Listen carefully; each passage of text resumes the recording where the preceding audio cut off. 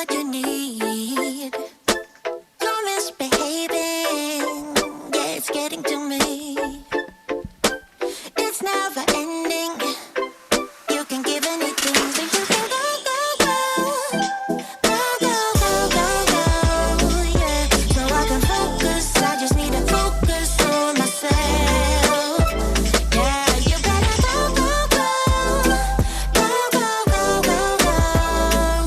So I can focus, I just need to focus on myself. This is what I want now. And yeah, I'm waiting for something better.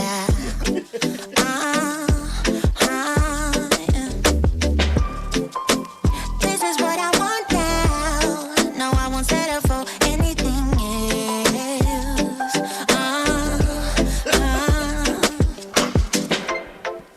I can't keep pretending. It's not getting to me. It's never ending.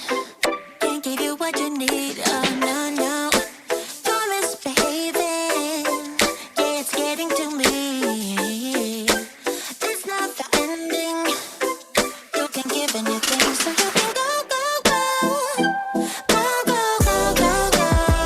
Yeah. So I can focus. I just need to focus on myself. Oh, you better go. Yeah. So I can focus. I just need to focus on myself. Yeah. So you can go. So I can focus. Like It or Not with Benjamin Dixon starts now.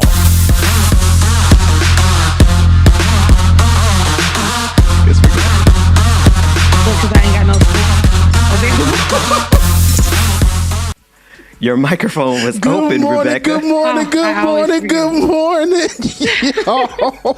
Oh my goodness, I can't take black folks nowhere. Good Lord. Good morning. How y'all doing? Good. Did somebody just walk past I felt like somebody just walked past like Sixth Sense. Like they be every now and then they catch me off guard just walking by real fast. I'm doing good this morning. Nobody asked, but I'm doing good. Oh, Ben, how you doing, brother? Rebecca. I'm all right. Rebecca, how you doing? I'm good. Listen, This is the roughest good morning we've had so far since we started the entire show. it's been. Wait a minute. I forgot what I was supposed to say. I was Welcome going to say that. Go to ahead. Like It or Not, where we're free to tell the truth. And not care who doesn't like it. All right. It is Thursday, March 4th, 2021. Thanks so much for joining us. We have a pretty jam-packed show today again. Yeah. I mean, who is touching Like It or Not right now? We're giving the people what they want, honey. We're giving them What they need. them Party politics. going. We're giving them love. We're giving them church. We're giving them the streets. We're giving them everything. This is where Giving you them can ratchet. Ratchet. And I think this is exactly what I need every morning. I need all of these because this is what we all are basically combined though. We're just this big ball of everything that people say that we can't be, right? Right. And we're just doing it our way, doing it the way we want. And it's looking good. Check out the ticker at the bottom. Ever improving graphics.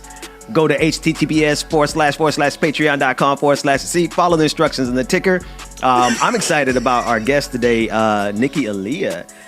Oh, Earth is ghetto. I wanna leave me up. But everybody was on a different key. I'm out on the streets, It's okay. on the corner, And on different beats, but Yes, vibrata. Yes. we're gonna blame it on Zoom. Zoom is messing up our rhythm and our pitches. But that said, Right. Nikki Aliah's coming.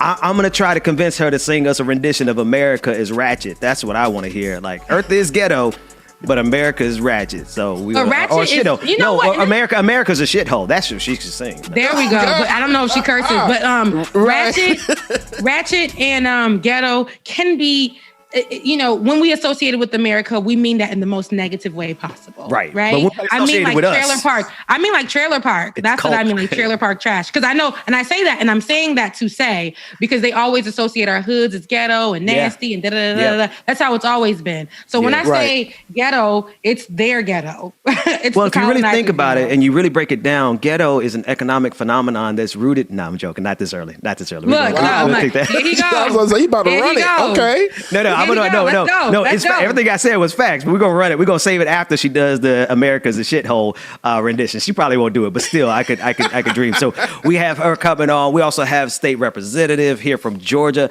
Renitta Shannon coming on, and we have Professor Matt Sienkewicz coming on. A lot happening. What's up, Matt? Matt from the old school. Matt from the OG. Well, he's your OG, but you introduced me to him back in 2017, and he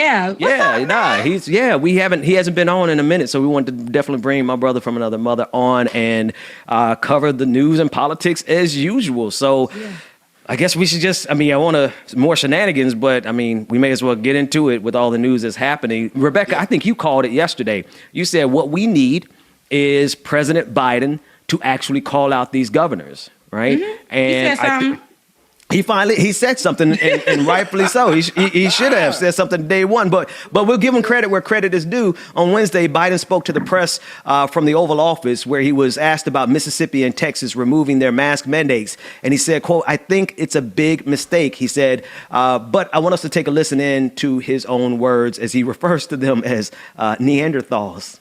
Let's take a listen. Texas, I think it's a big mistake. Look, I hope everybody's realized by now, these masks make a difference. We are on the cusp of being able to fundamentally change the nature of this disease because of the way in which we're able to get vaccines in people's arms. We've been able to move that all the way up to the end of May to have enough for every American, to get every adult American to get a shot. And the last thing we need is the Neanderthal thinking that in the meantime, everything's fine, take off your mask, forget it. It still matters. I carry a card with me, I don't have it, I put it on my desk. As of yesterday, we had lost 511,874 Americans. We're gonna lose thousands more.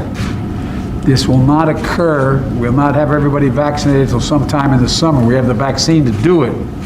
Getting a shot in someone's arm and getting a second shot, you're going to take time. And it's critical that they follow the science. Wash your hands, hot water, do it frequently. Wear a mask and stay socially distanced. And I know you all know that. I wish the heck some of our elected officials knew it. All right, so shout out to him because I think I referred to them as Neanderthals yesterday. Not that he's reading my Twitter timeline, but some of his officials do follow me. But I digress. The point is, it's absolutely absurd what's happening in Texas and Mississippi. He is a little humble brag, but no, it is Neanderthal thinking, whether he got it from my timeline or not. It's absolutely absurd that we're this close to getting every single American, adult American vaccinated by, what did he say, June? And just before we get this going, no, he said May. And so before we get to that point, Texas and Mississippi have decided we haven't killed enough people yet. So 511,000, that's not enough. Let's go ahead and open up the bars. And I don't know if you saw it. There were some clubs in Florida that were open yesterday, jammed, packed. And somebody in the comment section actually nailed it. They said this is a combination of spring break coming up as well as tax refunds. They want your money. And if it costs you your life, they don't care so long as you leave them your money first. Rebecca and James, what do y'all think? One, about President Biden calling them out, rightfully so. And number two, the fact that these clowns are still pushing us to killing ourselves in order for them to make money. So I'm glad he spoke up. I'm glad President Robinette spoke up. And I think that, him speaking up means like he's listening. He got to be listening because at this point, I think that if he wasn't held accountable or being asked where he was, before we asked where he was and he stayed missing at the last incident with Kamala Harris. But now, I think that he's starting to see, and I think when it comes to COVID, he actually understands that because those are COVID is one of the things that he's held close to him. Like that's one of the only policies that I feel like he's really driving, because it feels near and dear to him. And the other policies don't really mean much, but that we will explore more as his presidency continues. But here, the COVID thing, I will say, okay, now he should have spoke up sooner, but I can't, at least he spoke up, at least he did. And I think that he's listening. That may be something that he was listening to us about, like, yo, this is something that's crazy. You're talking about getting COVID vaccines to people and doing all of this. And what the states like Texas and Mississippi are doing is saying, nah, forget all that. Yeah. No mask. We need that money. So no mask. We need money. Like let's go ahead and start funding the states and forget the people. And that's where the problem is for me. And I just feel like I understand he's smooth. I'm not asking him to be all rambunctious and like, in your face about it. But when he was with Obama, I did see a little bit more of fervor. And I mean, I know he's older, but I need that same, like, Neanderthals is great, but. Right. Pump that energy up though. Like, this is because it's cool what he said. It's accurate what he said, but like, we need some heat on these governors. Like, we need some real pressure. Like, we need some bullying going on, James. Like, you can't just, like, he needed to say this, but they're still going to open up these states and people are still going to die, man. Yep. And that's what I was just about to say, Ben. Echo, the same thing that you said was like, you hold the executive office of the country. So go ahead and use that pressure on those two states, man. Don't let this happen. And it made sense what you said. Tax return coming, possible stimulus is coming real soon. So they trying to open all this stuff back up and get all this money in. That's all that is. But the excuses that they make, and this is my issue. This is like, don't try to, give me the head up face on Twitter because I said we need to hold them accountable. I believe if we don't hold them accountable, we're not going to get statements like they are Neanderthals, which are quotable moments. But yes, Bubba, you said something really, really important. We have to this is the president of the United States. Why are we putting people in those positions if you guys are going to give them excuses and said, well, they're just there because we need a leader to do nothing. I don't understand. You guys always have an excuse. So why did we put him in this seat? This is what I'm saying. All these excuses are nothing. He does need to put pressure on them. He does need to walk in that. He does need to walk around like, I'm that dude. I run America, because you do. So if you can get your team of people together to start putting pressure on these states and things like that, this will show. It will make more sense. And then you're the one that talks about you're the one that literally ran your campaign on one thing. As soon as you sat down in office, gave the whole rhetoric about bipartisanship. Right. Like, don't run when it gets hot. Don't start getting calm when it gets hot. We need you to be on fire, especially when America is on fire. We need that. Yeah. Especially when that girl is on fire. You better speak, Rebecca. Because truth is, like, man, the one thing Donald Trump understood that I don't think Democrats actually want to understand is that use the bully pulpit. Donald Trump used the bully pulpit for evil, quite honestly. So why the hell aren't Democrats using it relentlessly to do good? Well, that's because a lot of the policies that are sneaking by or not getting implemented, rather. Let me correct myself, Rebecca, because you said it. What good is electing this president? Those two distinguished senators now from the state of Georgia. We did our part. We got them elected. What good is all that for them to just go up there and then all of the people who love them make excuses when they don't do anything? Now, we wanted to start the episode to give you guys the good thing that Joe Biden did, which was to call them Neanderthals. Good. Right. But we got some serious problems here. And some of the serious problems include the lack of delivering on promises.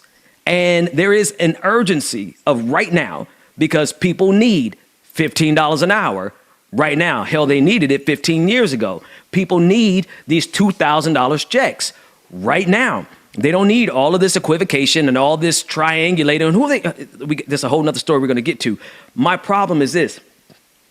People who make excuses so that their governors, their senators, and their presidents, their representatives, the people that we elect to go do stuff on behalf of us, Then all of the fans are like, oh, no, it's okay. We don't actually care if they don't get us $15 an hour. Well, how? Because that's what they promised us. All right? of a sudden, they don't care. And that drives me like, what good is it? What good is it for you to just line up and make excuses for them when they ain't doing nothing for us? I mean, that's just me. But you know what? And I'm going to take it a step further, right? And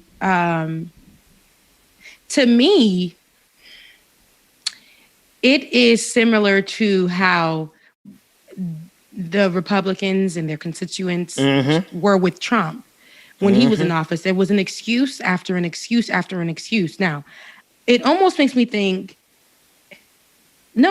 even when President Obama was in office, we did the same thing. We made excuses because he was black. Now, he was the first black president. It was a big deal. It was a phenomenon. Yeah. It was all of that. Yeah. But we learned a lesson. That's why we're not just going to vote for somebody because they're black. That's why we haven't gotten anything else. Because we're not doing that again. We need more. We need more and we need more. But with Donald Trump, there's always an excuse being made. There was always an excuse being made. He's not even in office anymore, and there's always excuses. They always had excuses. Like literally, like the people ran up at the Capitol, and these people made excuses. Who did they blame? Of course, it was Black Lives Matter. But we have about to call him Donald Trump. But I feel like this is the same thing that we are seeing for the people and Joe Biden. And I hate to say it, but this is culty. This is culty. Yeah. And you guys have an excuse for everything. Holding him accountable does not mean that I'm saying he should not be president, because that does not mean that I hate him. That doesn't mean any of that. What it means is we need a president to do president stuff.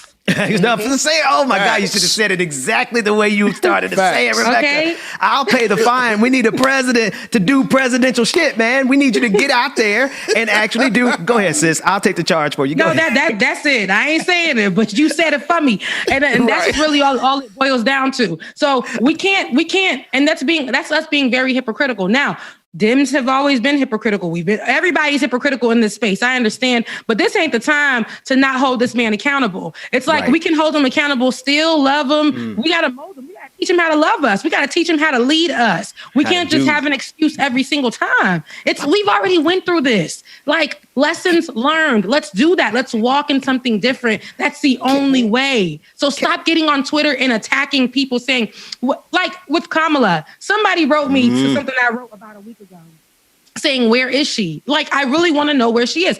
And, like, you are our vice president. Like, again, we put you in this position because we thought you was going to do work. Now, you are not the most, I don't like you and your policies, like in your history, but we got you in this position. You said you were going to do something. Where is it? Where are you? It's important that you show up. It's important that you, as the vice president of the United States, show up for these states.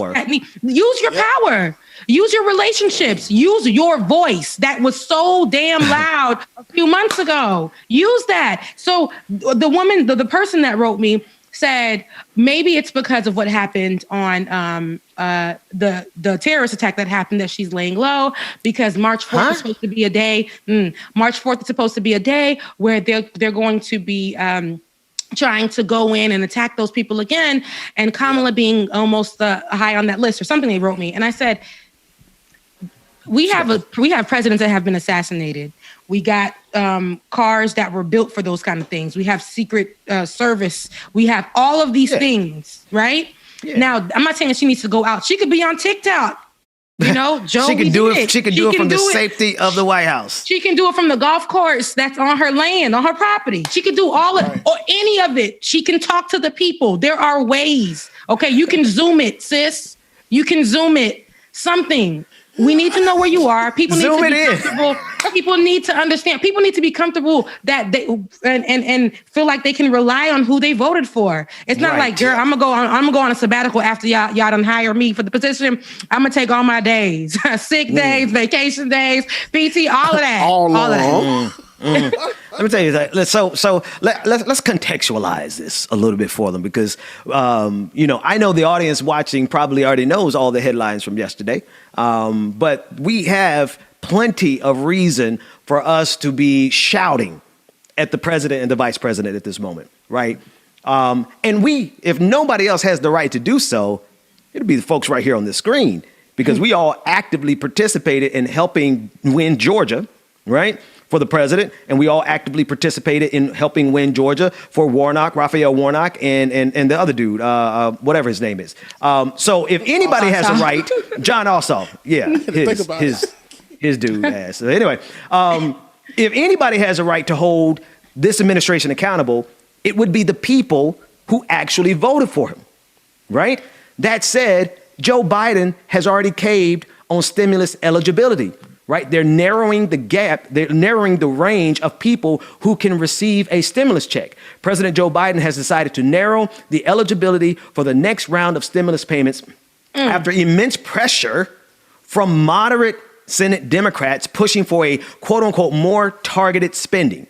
Biden and Senate Democrats have decided that individuals earning under $75,000 and couples who earn under $150,000 will still get the full $1,400 person amount. According to reports, these limits would result in roughly $12 billion in savings, which is a rounding error. I want y'all to be clear. $12 billion in savings is a rounding error for every bill that this Senate and this Congress puts out.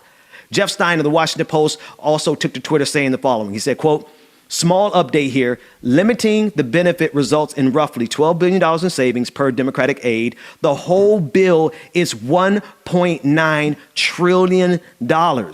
So we're literally looking at a rounding error because pressure from moderate Democrats like Joe Manchin of West Virginia and Kirsten Sinema, they don't want to simply write the American people a check in this pandemic. This is not only stupid, it's bad politics because they have set up a scenario where people can legitimately now say that they got more money during the pandemic from the fascist white supremacist in chief, Donald Trump.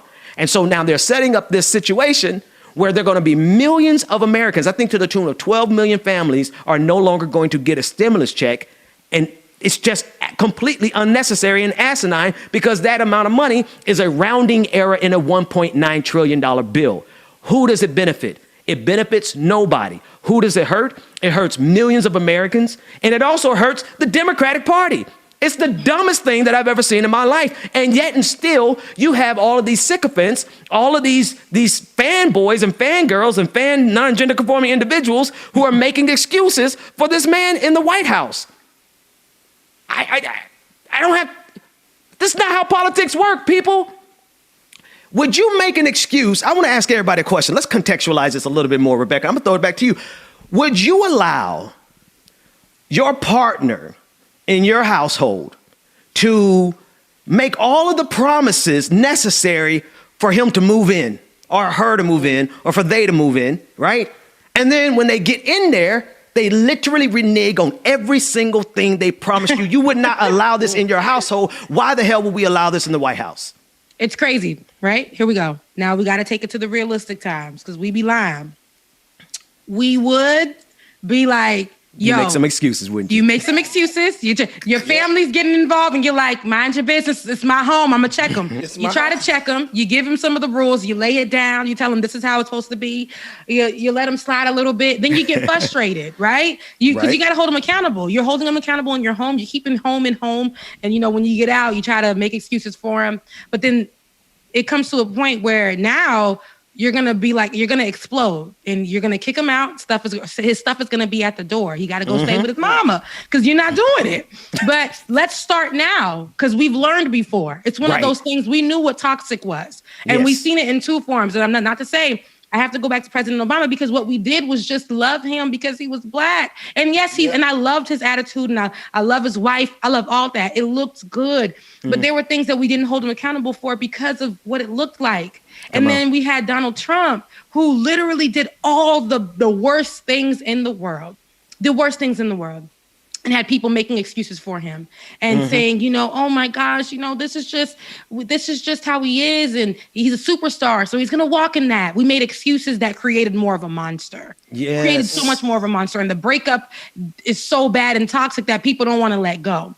Now we're here. We've been through toxic situations already, guys. Let's move on. Let's change it. There is no excuse for us to try to do the same thing with Joe Biden. Joe Biden is somebody who was already in the White House. Come on. Okay? He already knows how to move. So we cannot keep giving him excuses. We can't. He has to stand in that. He has to move like a president. He has to move like a president. But the thing is, honestly, if we really do an analysis of this, he's doing exactly what he wants to do. Yep. Yeah. And that's the stuff that really, because once you in a relationship. That's pretty white of him. It's pretty white of him. It's pretty gaslighting of him, right? Because you're in a relationship. You know what that breaking point is in most relationships is when you finally realize, oh, this dude ain't mean no good by me in the first place. Oh, this chick ain't mean no good by me in the first place. Oh, you've been gaslighting me the entire time. Yes, when you sit down and you kind of play everything back. And then it starts making sense. Yeah, we did it early. Like, we was damn. like, this man done ran his campaign. Right. So it sounds like it's not making sense. It sounds like all three of us have been through some gaslighting situations, and when we see it now, because once you see it, you can smell it a mile away. Like once they said they blamed this on the parliamentarian, and Kamala Harris literally has the power. Kamala Harris has the power to overturn that decision by the parliamentarian, and now everybody's making, oh, well, what about Joe Manchin? I wish Joe Manchin would. See, this is the thing. This is how you know you're in an abusive relationship. When you deny the actual power of your partner. If your partner has the ability to fix a problem, and you're sitting there like, oh, but if they actually try, then they might fail. I wish Joe Manchin would try Kamala Harris by undermining her authority as a vice president to overrule the rule of the parliamentarian. I wish he would. But what are we seeing online instead, Rebecca, James? What are we seeing? People making excuses saying, oh, we're scared of Joe. You're scared of Joe Manchin? All this stuff that K-High have been talking about, all this noise they've been spitting on the internet, all them angry videos where they're in the camera like, all that. And y'all are afraid of Joe Manchin, and y'all gonna let him stop Kamala Harris from rising to the occasion that millions of Americans would never forget. Kamala Harris would go down as a legend if she stood up in this moment, but instead y'all prefer an abusive relationship and allow her to get away with doing nothing because y'all are scared of Joe Manchin. I wish boy, look, let me stop. Anyway. Look, you said it all. Let me say something. Bubba, he was preaching. He was preaching.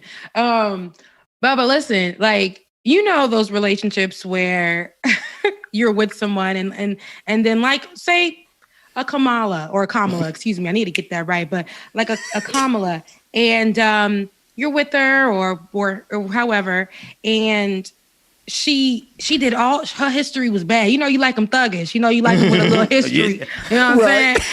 Rough around the edges. See, that's your problem right there. That's your problem. That is the problem. And then they clean up. And you're like, I believe in you. I see potential in you. Okay? I do. And I can work off potential, you know, you have ambition. Because we start trying to be Iyanla Vanzant. On the person. Y'all start ministering to him. You know, baby, I got you, put you right here in my bosom. Listen, I'm gonna pray. I pray Whatever over you at 3 need. a.m. I'm right here for you. And then they get up and do the same thing the next day, the day after that. You take them back, they only good for 1 week and they back to normal. This is exactly what Kamala and Joe Biden are. And the thing is, and when they go missing, everybody makes an excuse for him. And it's like, people, you see the abuse. Your mama and dad, the mama and daddy of this person will make an excuse like, you know how he or she gets. You know how he or she or they get. You know how it is. Give them some time. Give them some grace. And you're going on year 5. You ain't got no edges. You ain't got no edges. Facial hair growing in at 1 million. Your body type, your body shape is just all out of whack. It's just you. Stress. Rebecca is spitting facts. That's what I'm saying. All of it's that. An abusive relationship, bro. We are not. Listen, March 2020 of last year, I was in my bag. Like, as far as, you know, just exercising, feeling good, about to turn 30. March 2021 of this year, I feel I had to go to therapy. You know, I had to talk to a psychiatrist because of the year. Just the year. Yeah. And I do not want to go into this with the hope that I had when Joe Biden was coming in. Yes, I had my reservations, but the hope that I had in comparison to what we had before. And we're going in and nothing has changed. Nothing. In fact, they're literally breaking I mean, it's even worse. I want to go to one next story because honestly, like, I think a couple things. People should be aware that I am in this channel, and maybe I should let Rebecca and James, I should let you guys know too, because y'all on this channel with me now. I don't give a damn. I don't care. I literally do not care. I lost 20,000 people over a fight on Twitter, and I'll do it again. Because I'm going to tell you the truth, whether you like it or not. And the truth of the matter is that there's some problematic things that are happening in the Biden administration already that I got to fight them on. Namely, Seth Harris, who previously served as acting labor secretary for President Obama, has reportedly been chosen to serve as labor advisor under the Biden administration. Now, here's a problem I have with Seth Harris. He co-wrote California's anti-worker Proposition 22. Proposition 22 exempts companies like Uber and Lyft from having to classify their workers as employees, stripping them of basic wage and labor protections. I have a serious problem with this because his role in the Biden administration will focus on worker organizing, collective bargaining, and labor standard enforcement, among other issues.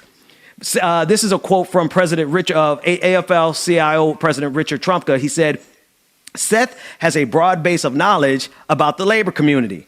Well, President Richard Trumka, let's talk about Proposition 22. He is the brainchild. He is the trust. He is the person who pushed it. And it literally violates the rights of every single worker who drives for Uber and Lyft. And this Proposition 22 in California is trying to spread across the entire country. Meanwhile, in the UK, they're doing the exact opposite when it comes to these gig organizations, these gig companies like Uber and Lyft. But here in the United States, they're allowing our labor force to be treated like wage slaves, right? They're allowing us to be exploited even further by these companies that are making billions of dollars. Uber and Lyft make billions of dollars every single year, and they cannot take care of their labor force. And this is who, I almost said Donald Trump. Mm-hmm. It could have been Donald Trump who made this type of appointment, but this is who Joe Biden has chosen in this moment. The problem I got with this runs extremely deep because anytime someone puts somebody in their administration who expressly is doing the bidding of corporations that have no qualm, no hesitation, no reservation whatsoever about exploiting labor, we have to have a problem with it. Because if Democrats aren't going to fight on behalf of working people, you sure as hell know Republicans aren't going to fight on behalf of working people. So what the hell are working people supposed to do besides around the world uniting and fighting back against this type of oppression? You all are leaving us with no choice. The decisions that this administration is making in the first 100 days is literally leaving us with no choice. The people are going to have to take matters into their own hand. Rebecca, that's all I got. Look, you said it. Stop saying stuff and then coming to me. Stop going on this long thing and then being like, boom, mic drop, Rebecca. It bothers me. No. See, and Rebecca, you know this to be true about me. If nobody else knows it to be true about me, you know I don't play around with labor. I don't play around with it. That's what blew up that other thing, right? That shall remain. Never mind. Let me stop there. The thing that will remain nameless. When people mess with workers, that's fighting words. That's enough because your system doesn't work without us. In the audience, I guarantee, how many of y'all worked overnight shifts? I've worked an overnight shift for 2 years, right? To this day. You know what I mean? We out here working hard. People out here giving their life in order to just survive. And you mean to tell me you're going to take somebody who does not give a shit enough about workers? And so it's actually different. It's not only that he doesn't care about workers, he is so pro corporations that he will sacrifice millions of workers for the profits of a few people. And this is who Joe Biden is picking for his administration? Folks, if you don't like what we're saying, I'm sorry, Rebecca. I'm sorry, James. I know we're trying to get these numbers up. I know, but unfollow, unsubscribe right now, because if you cannot speak truth wherever it has to be spoken, you can't rock with this show, because we liable to step on your toes every single day, because when the truth hurts, that's all the more reason we got to spit it. You know what I mean? We got to tell the truth even when it hurts. And y'all being gaslit, whether you like it or not. Whether you like it or not. Yeah, I totally agree. You said a really good point there. It's funny because Biden is choosing these people with the history of not caring for people. And it's funny because it seems like, it's not funny because I ain't laughing, but it's interesting because it seems like Joe Biden is trying so hard. He's doing 6 jobs. Shout out to Kevin Gates. He's doing 6 jobs and he's not getting tired at all. And he's definitely doing 6 jobs to appease the GOP. He's doing that to but for us, what you doing? It's not enough, sweetie. Like where, what? You're doing so much for the GOP. You're picking people who their resume is trash. And I'm talking about they don't even have the skills. They don't have it. There is no PowerPoint or any kind of anything that they can do, but you're just taking them anyway. Shout out to Tandon. You know, listen.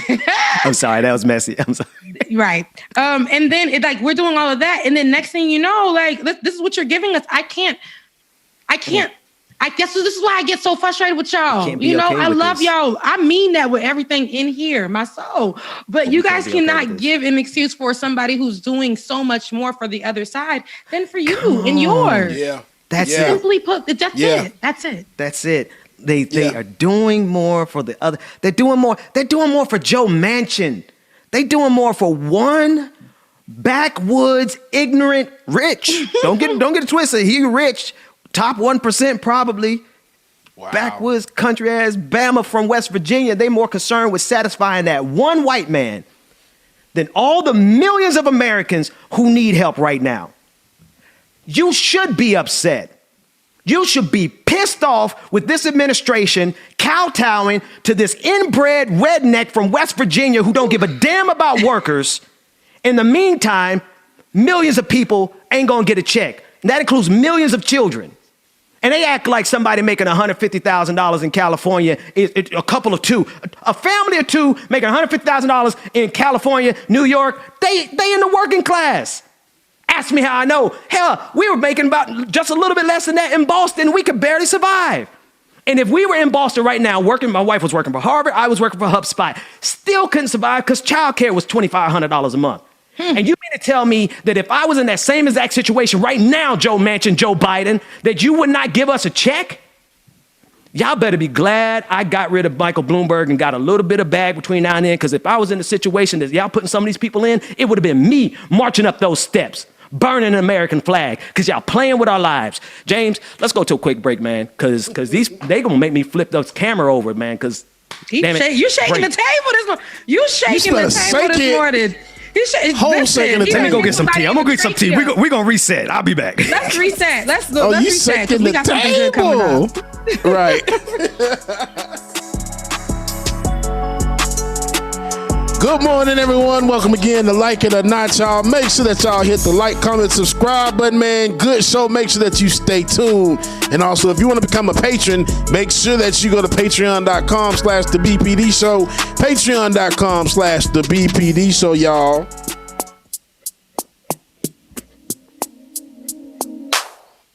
Say it again, say it again. You're saying you're sorry, so say it. Shout out to everybody this morning, y'all. I see y'all. Good morning, everybody. Good morning, Mama. I see you down there in the chat. Y'all, Mom's getting her vaccine tomorrow and she's nervous. Mama, you got this. Take it back. Say it again, say it again. You want my forgiveness, so say it again. You're my thunder, my darkest night. You just can't go back and make it right. 'Cause it's too late, your time is up. Damage done and now it's stuck. 'Cause it's too late, you roll the dice. Right, church, wrong pew, good morning. You have to pay the price. Yeah, I'm in a better place now. I'm not gonna worry, no. I'm not even sorry, you're gonna be the lonely one. I'm in a better place now.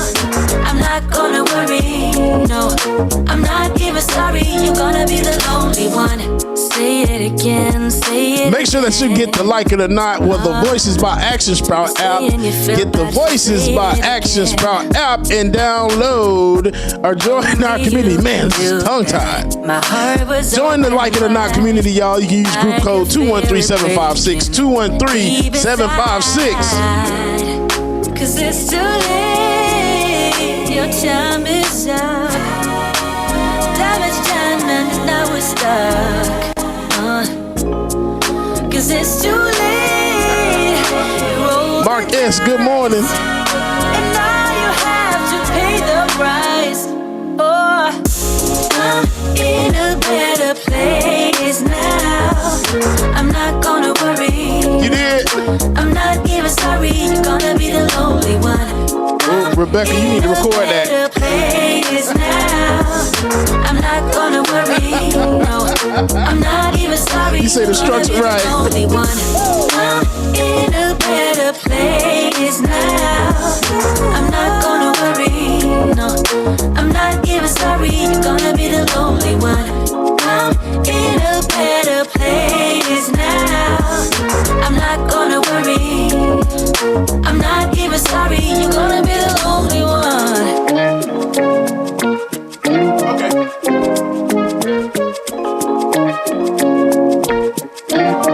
I believe in you, me, you, me, you, me, you, me, yeah. I believe in you, me, you, me. Good morning, Latif. What's going on, sir? Let's stay here for a lifetime underneath the moonlight. Cause I don't want us to go. No, I don't want us to go.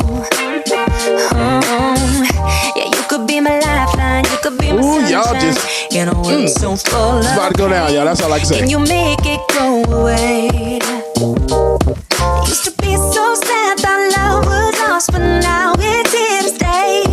Yeah, I used to be uncomfortable, but look at me today.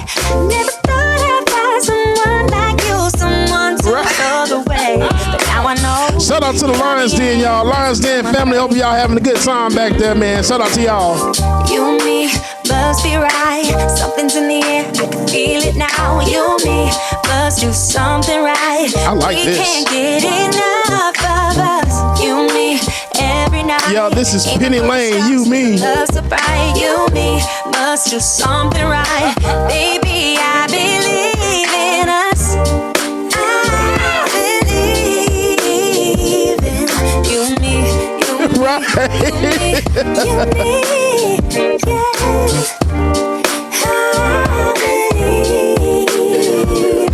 Wow, man.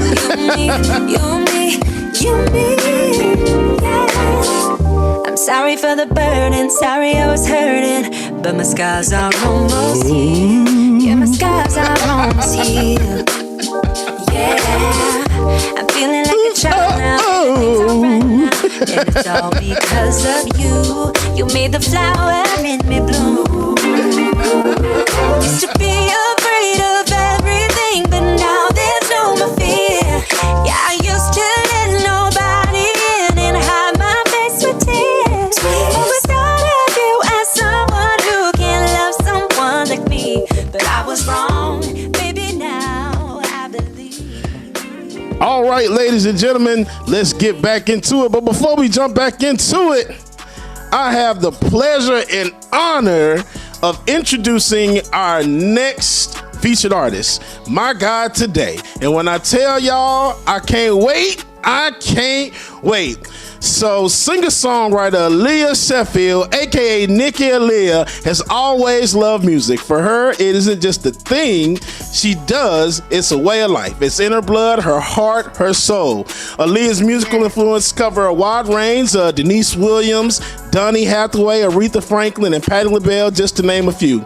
While studying film scoring at Berklee College of Music, shout out to Berklee, she began experimenting with fusing genres, particularly soul, R&B, to create her unique keyboard-driven style. Y'all, please give it up for Nikki Aliah. Good morning, ma'am.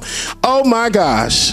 And I forgot to mention, she dropped a hell of a gem on this called Earth is Ghetto. Yeah. touched my spirit when I heard that song. How you doing this morning, man? I'm doing pretty good, for it to be the morning time. Tell me about it. So thank you for joining us this morning. It's an honor and a pleasure for you to be here. My gosh, thank you so much for doing this. We'll just jump right into it. When did you start getting into this music thing? Your voice is amazing. Absolutely love it. I've seen a lot of your videos. I heard your song Traveling Soldier, and I want to play it on the show. My gosh, but man. So how did you get started? I got started like in high school and middle school, like playing in the marching band and playing clarinet really badly. But yeah, I've been in music since like high school, just obsessed with music since high school. Nice. Ben and I both were in the band. I played baritone all the way from middle school through college. Marching Wildcats, shout out to Pride. And Ben played trumpet as well too. Okay. I dabbled in the choir. I dabbled in, but I didn't really start singing till my last year of high school, so I didn't do a lot of choir stuff until afterwards. Right. So let me ask you, what inspired Earth is Ghetto? The Earth being ghetto. That's but nothing else to say. Yeah, well, so like the song is literally just me. When I was writing it, I was literally walking down the street from the corner store by my house, which was on 15th Street at the time, and I was reading the news and looking at everything that was going on, and I was just like, "Earth is really ghetto," and the lyrics just flowed out of me while I'm walking down the street. I can understand that. Amen. For real. It was based on real life events, so I feel that. What do you have coming up next? I know that you have an album coming out. What's going on, man? We need some music. I need to be able to play you all day long. Well, I do have an album coming out. It's a joint project with a band that I was in about 4 years ago called Sold Out NYC. So it's not a solo album, but I like to say we recorded that when Obama was still in the White House. So it has a different sound, but it took us a while to get the funds and all of that to be able to fully have it produced the way we wanted to, because it was a live band and all of that. But it should be out sometime in the next few weeks. It's just taking a little bit, putting it online and stuff. So that should be out really.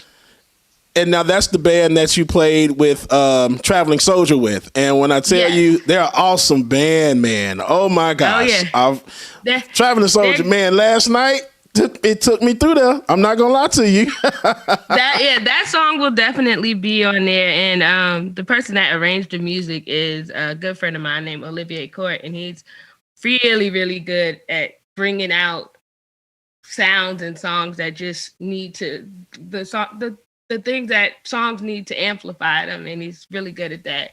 And the people playing on the songs are really creative and talented too. So. Yeah, that's awesome. They're all great. All right, Ben, did you want to you got a question, Ben, that you want to get in real quick? Hey.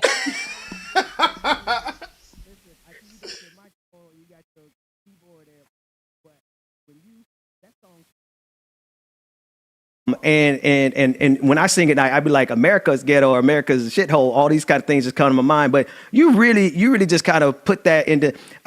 Besides just the song, like, how did it do for you? Like, it put you on our radar. Like, did it really help you out in your career? Did you get the connections that you needed from it? Talk to us about that.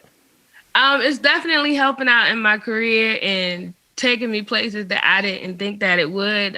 It's like a lot of wheels turning right now. It's yes. So it's like when I wrote that song and when I was uploading these videos and stuff online, I wasn't expecting anything to happen or anything to go with it, because I'm like 32 and I've been doing music for years, and you just after a while you're just like, okay, I'm gonna just keep putting out music because that's just what I do anyway. So that it definitely changed the course of my life.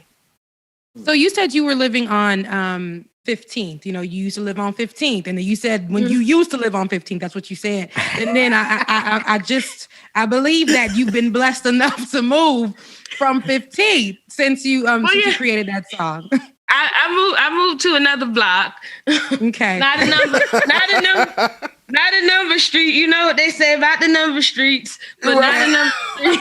I moved to another block. And when I say 15th Street, that 15th Street was in Mexico. So a lot of people think I'm talking about America. And that's the reason why I ended up saying Earth as a whole, because I was in Mexico and it was still ratchet. But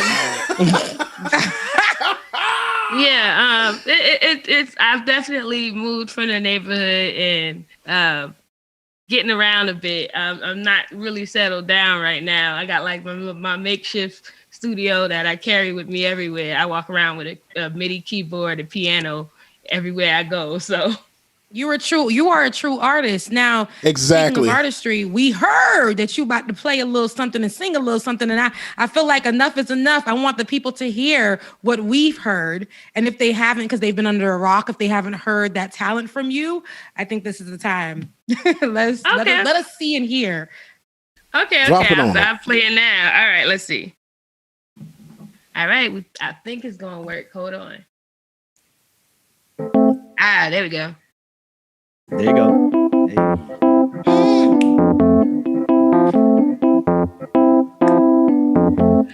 Oh, Earth is ghetto. I wanna leave. Me up. I'm out on the street by the corner store. You know the one on 15th. Got a bright shirt on, so I'm easy to see. I've been down here stranded indefinitely. I can't reach my planet, but I need to leave. You should see these people. It's hard to believe how they treat each other. It's hard to conceive. Oh, Earth is ghetto. I wanna leave. Oh, Earth is ghetto. I wanna leave.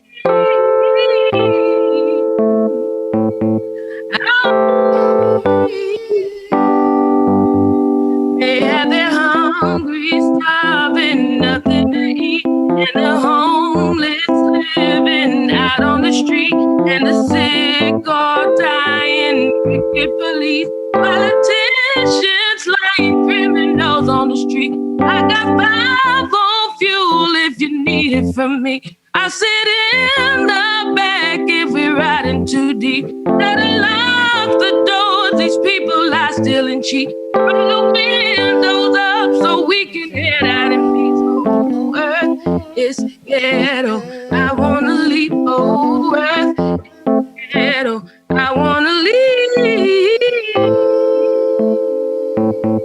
I wanna leave. Oh, Earth.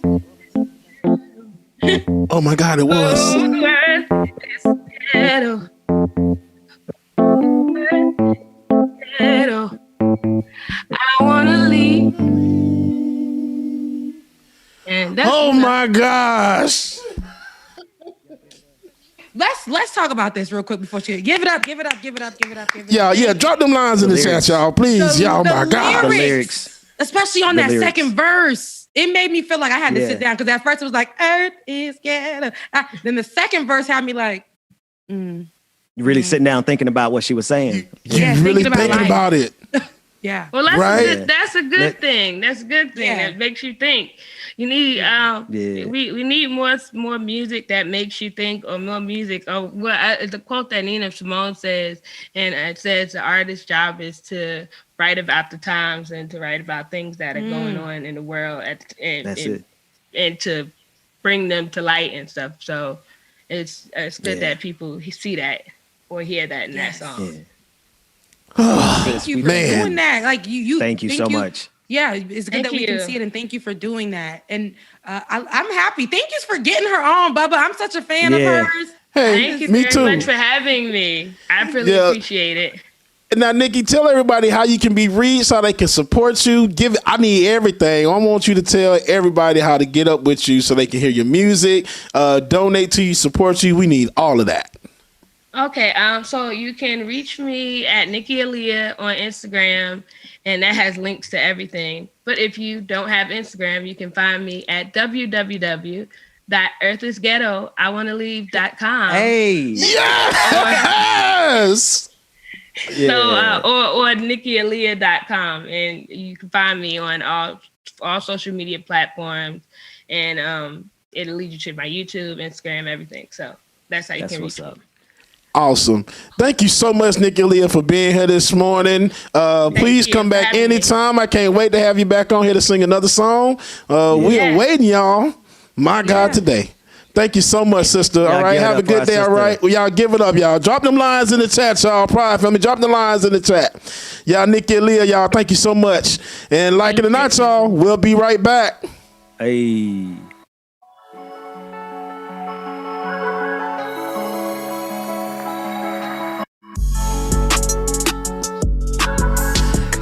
Woo! My gosh, today, man.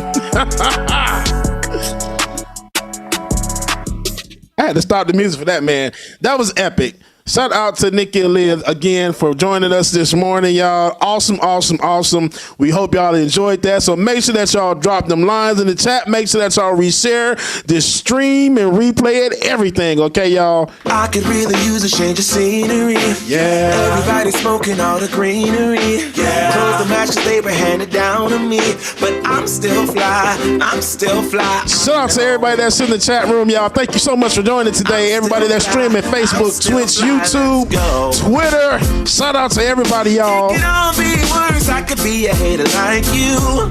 It could all be my theme song. Pills to make the man, but that poison's gonna chew you from the inside out. So right now, say it with your chest now. Say it with your chest now. I'm young, I'm free. Ain't nobody take me here and now. It's my time to run it out. Rebecca, what? It's my time. It's my time to ride it. I'm young, I'm free. Ain't nobody take me here and now. It's my time to run it out. It's my time.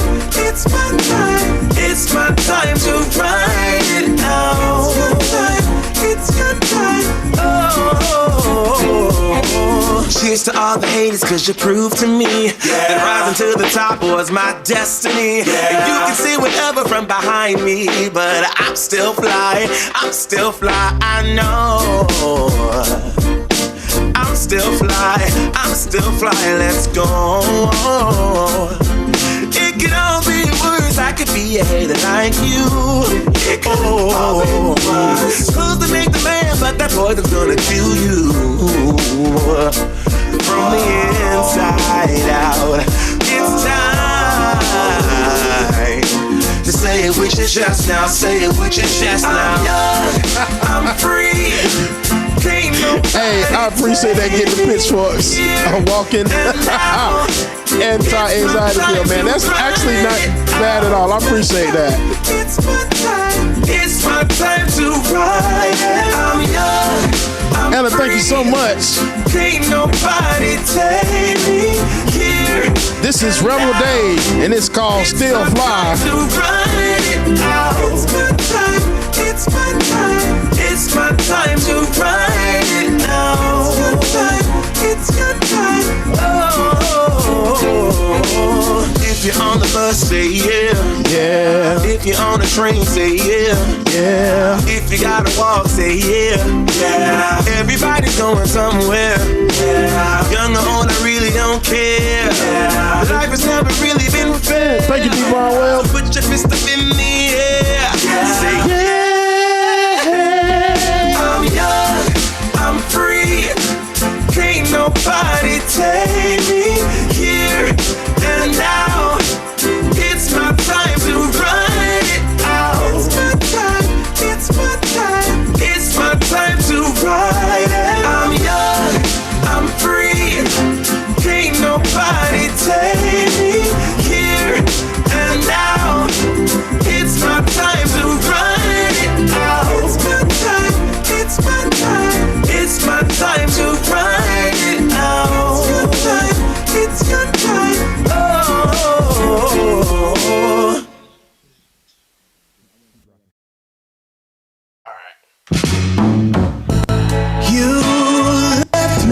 stranded, looking like a fool. All those nights alone in our bedroom. Right, not at all. You said one thing and did another, didn't you? Know this I Thank you. used to be blue. Don't try, don't try to deny. The conversation that's going on right now, y'all, is the grits conversation. Sugar does not go in grits. Sugar does not go in grits. Sugar goes in oatmeal or cream of wheat. Right. Dwayne is going to mute me any minute now.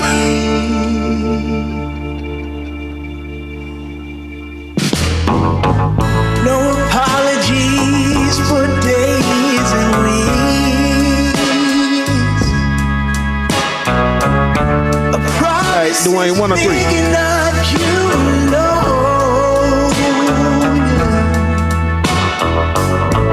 You can at least try to start using the word. All right, ladies and gentlemen. Maybe then. Welcome back to the screen, Benjamin Dixon and Rebecca Azor. We weren't ready. We weren't ready. I see. But I am so happy to have Representative Renitta Shannon on the show today. Georgia State Representative Renitta Shannon is a Democrat who has served in the Georgia State House as a representative since 2017. She's originally from Florida, where I'm from. And on Monday, Republican lawmakers in Georgia have passed legislation that would roll back voting access. It would require a photo ID for absentee voting, limit the amount of time voters have to request an absentee ballot, restrict where ballot drop boxes could be located and where they could be accessed, and limit early voting hours on weekends. And to add to that, criminalize giving folks waiting in voting lines food and water. But on Monday, Representative Shannon vigorously opposed these ongoing attempts at voter suppression happening in Georgia right now. She said, in part, Republicans, we see your white supremacy. We will never get tired of fighting it. And most importantly, we will defeat it. Come on, let's take a look at her full speech. It's been said that these changes are needed because confidence in our elections was damaged after the November election. But my question is, damaged by who? Or damaged to who? There were simply not all of these questions about the integrity about voting by mail when it was mostly Republicans, largely white seniors, using this method. But now that black and brown voters have used vote to mail to show up in ways like they never had before, now there are questions about the integrity of vote by mail. It's pathetically obvious to anyone paying attention that when Trump lost the November election and Georgia flipped control of the U.S. Senate to Democrats shortly after, Republicans got the message that they were in a political death spiral, and now they are doing anything they can to silence the voices of black and brown voters specifically because they largely powered these wins. Republicans, we saw you elect Trump to the presidency of the United States. Then you ran him for re-election, and then when he lost, you spent months trying to invalidate the votes from places where mostly black and brown voters showed up and showed out against your candidate. House Bill 531 is just another attempt to silence these voters, maintain minority rule, and that's just not democracy. So, in closing, we see your white supremacy, we will never get tired of fighting it, and most importantly, we will defeat it. I yield the well. That's it. That's a word. Representative Shannon, that is very much a word.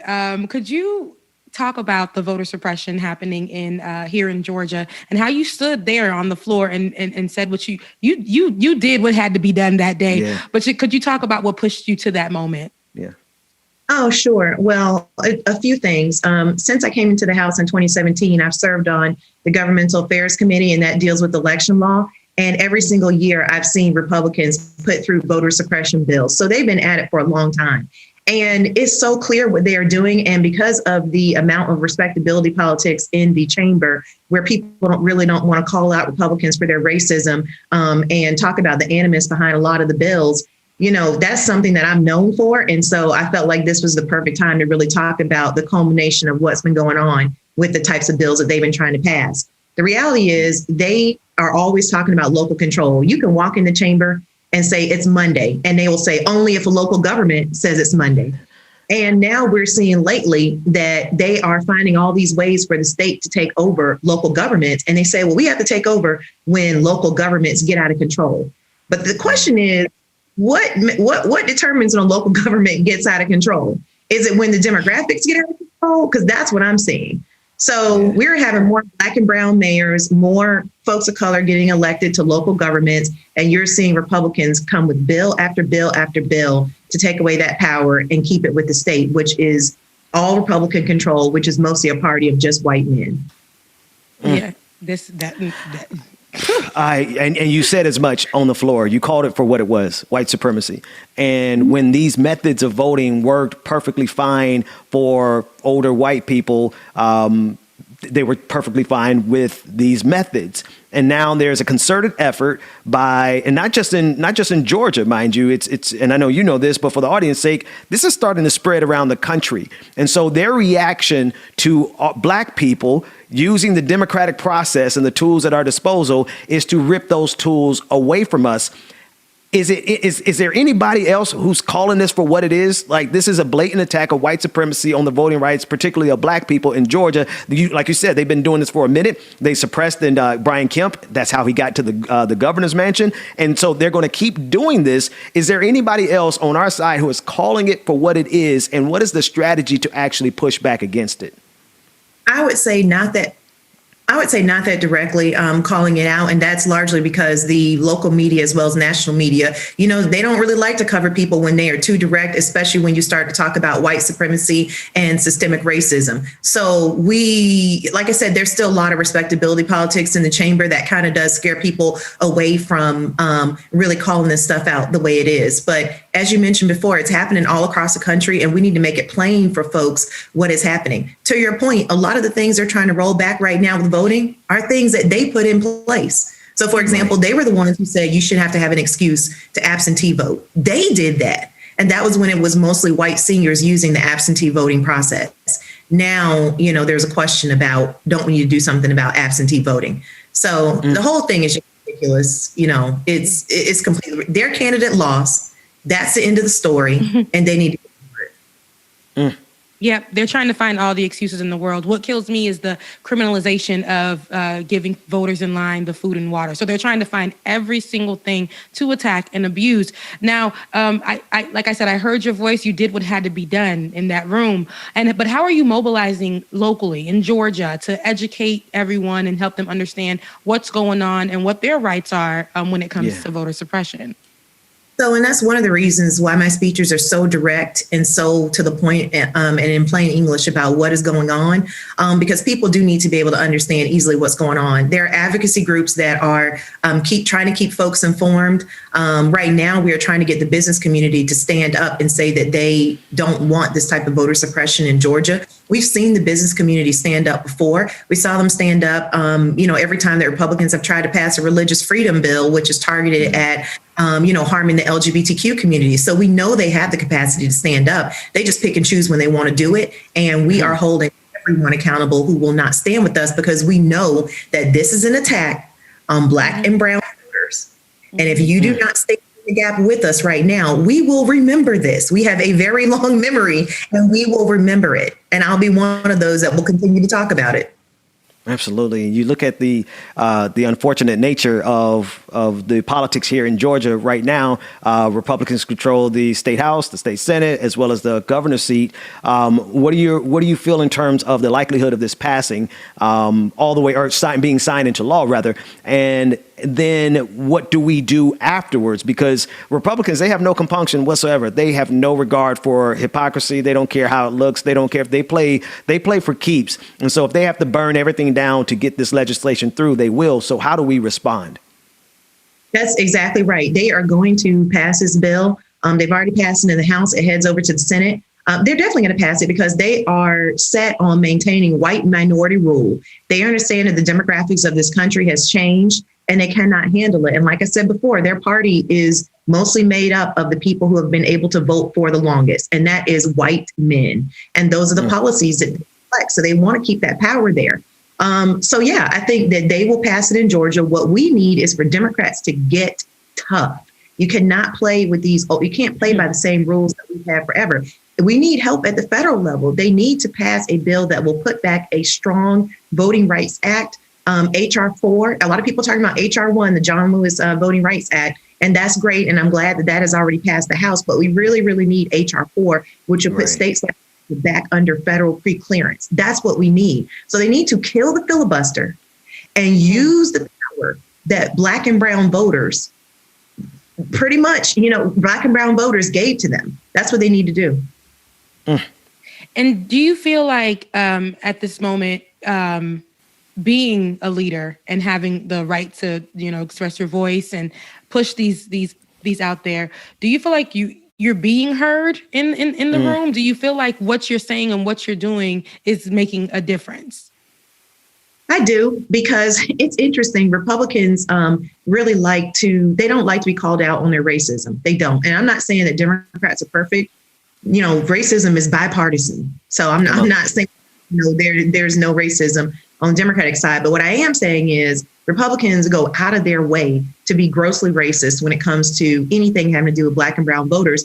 And they don't like to be called out on that. Again, it's the respectability politics, that culture, keeping that in place where you shouldn't really talk about that. They don't even want you to say Republican in the chamber. Well, that's who's doing it.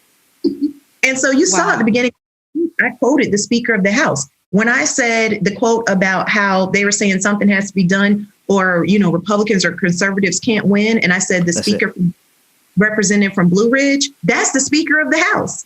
So he's sitting right behind me. Thank you for giving me the mic. Now we're going to talk about what you said and what you all are doing. Yes.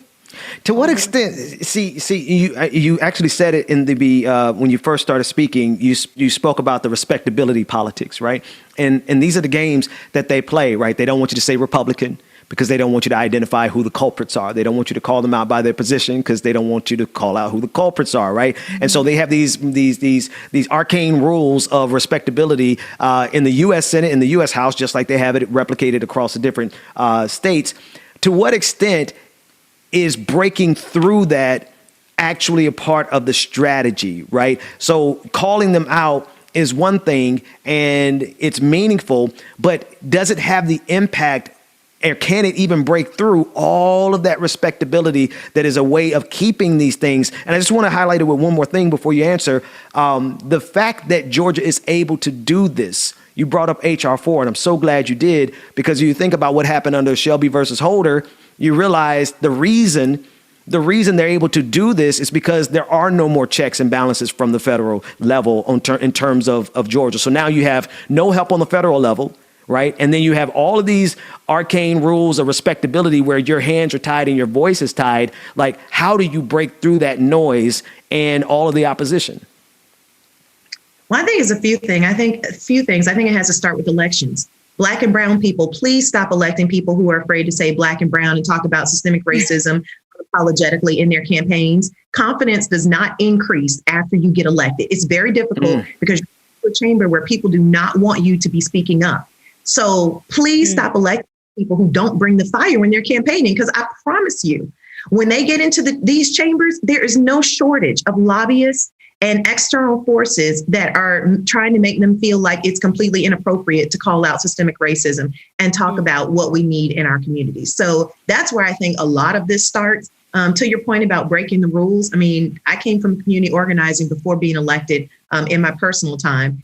And, I definitely, there's been times where I've certainly broken the rules and I don't regret it. When Georgia tried to pass a bill to outlaw abortion, I said, I'm not going to let them just pass this like some tax bill nobody cares about. I went down to the well. We don't have filibuster, but I intentionally spoke so long that I forced the speaker to physically remove me from the well. So, yeah, I mean, the thing is that we have got to continue to elect people who understand that these bills that are being passed are not just words on a paper. These bills have impact on people's lives, particularly Black and brown folks. And if you are not looking at all that you do in that way as an elected official, then people are really going to get hurt by policy. So that's what it boils down to. You said something. You said that you were before this. You came from community organizing, and I know that on Twitter, I see people saying, "Hey, I was walking by while you guys were out there, making your voices heard. Was that you, Representative Shannon?" And you was like, "That was me." So this is something that you've been doing, and so what can we expect from you moving forward? After this whole thing, are you going to be continuing the organizing, continuing educating your community? What can we expect from you? Oh, sure. I always tell people that I only ran because of the issues and I only stayed because of the issues. The person who was in the seat before me was a slightly conservative Democrat, very, very nice guy. But he was not out and unapologetic about really making the change that we need to see for Black and brown communities. And it was interesting because his dad actually was Grady on Sanford and Son. I love that show. Oh, wow. Yeah. I had never run for public office before, and this is a majority Black district that I represent. And I was just like, we have to have people who are unafraid to talk about our issues. And so the thing is that I took my community organizing experience along with my business experience, which is what I was doing for a career, business development before being elected, put that together, ran against him and was able to unseat him. And I ran as a strong progressive talking about issues that we care about, like police accountability, voting rights, things like that. So for me, it would be a continuation of talking about the issues in a very direct way that keeps people engaged and people know that they can expect the direct truth from me. Yes. And I have one more question. I don't want to hold you too much longer, but you keep hitting it dead at center mass, right? It doesn't mean that these old politicians or even some of these young politicians who pick up respectability politics, particularly from the Black community, doesn't mean that they're bad people. Mm-hmm. But to me, it feels like they're unequipped for the times. That's because right. Republicans ain't playing, they playing for keeps, right? That's right. And so my question to you would be, how would you advise this next generation of leadership to be able to get in these spaces speaking truth to power? Because there's a huge, we don't only deal with respectability politics from white supremacy and white supremacists and racists. The biggest impediment to this is oftentimes from the Black community who don't want us out here speaking the way that we speak. Could you speak to that real quick? Yeah, but you know what? We've seen the difference. And when you look at the folks who led Black Lives Matter, who continue to lead it, folks my age respect and appreciate all that has been done before us, but we understand that in this time, something different is needed. And so I do think that it's time for us to pick up the torch and really be able to lead in this time. So people need to run campaigns, talk about the issues that they care about. And also, if you don't want to run for office, make sure you reach out to your representative and let them know that you want them to bring the fire and really fight for them. Because a lot of this, I think, is, constituents letting their elected officials know this is what we expect of you.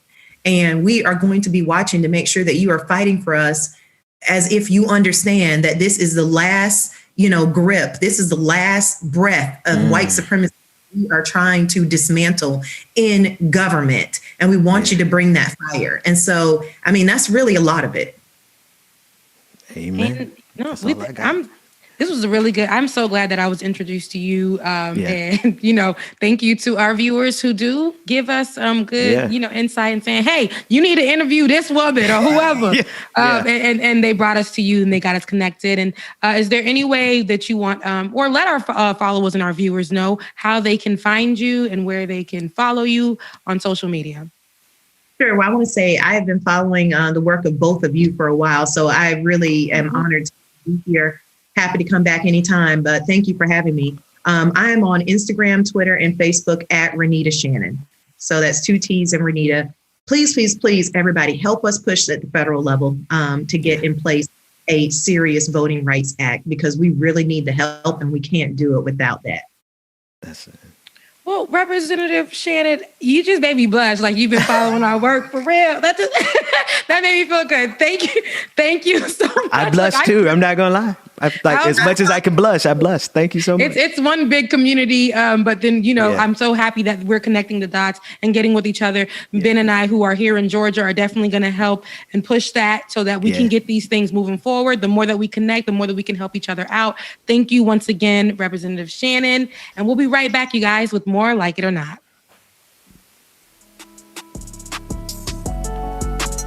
Shout out again to Representative shout outs again to Representative Renitta Shannon. Thank you so much for joining us. Awesome interview. Oh my gosh. Y'all, this show has been amazing this week. My gosh. Let's talk about it. This show is amazing. Make sure that you like, comment, share, and subscribe, y'all. This show is amazing. It's Like It or Not, y'all. Let's go.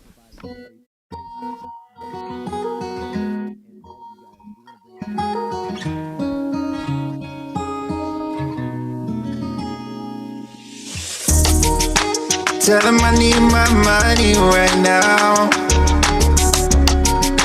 Brought me the juice, they stole out my crown. Michael, what's going on? Good morning. Sorry to tell Shout out to the Lions Den, y'all. Lions Den family. I hope y'all having a good time back there. Shout out to the Pride, y'all. Priscilla, good morning. My energy.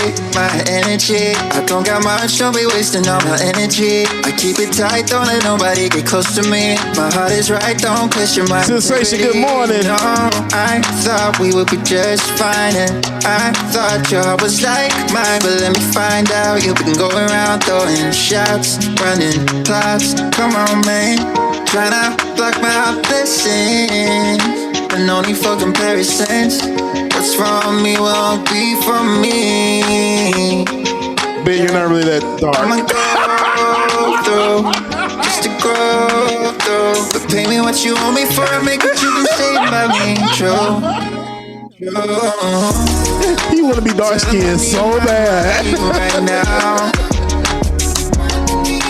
Brought me the juice, they stole out my crown. Alicia, good morning, ma'am. I know my value. I'm gonna recoup it. Don't waste my loyalty. I let you in back then because I couldn't see, but now it's clear. Brendan Johnson, we greatly appreciate that. My intuition ain't ever lied. Hey, y'all, if y'all want to make sure that you become a supporter of Like It or Not, make sure that you join our Patreon, y'all. Patreon.com/the BPD show. Patreon.com/the BPD show, y'all. Support the show, become a patron, get ad-free exclusive content, and also be part of the Lions Den, the VIP room, and patron parties. That's run by me. You don't want to miss that. One coming up tomorrow night. You're not going to miss it. It's going to be off the chain, y'all. Melody. Emily, what's going on, sir? Right now. Brought me the juice, they stole out my crown. Sorry to tell you, Shoki. I know my value. I'm gonna recoup it. Don't waste my.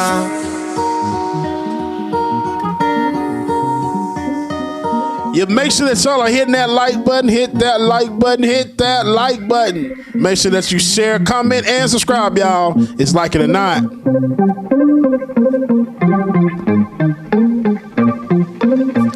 Purple Rain Hearts, right?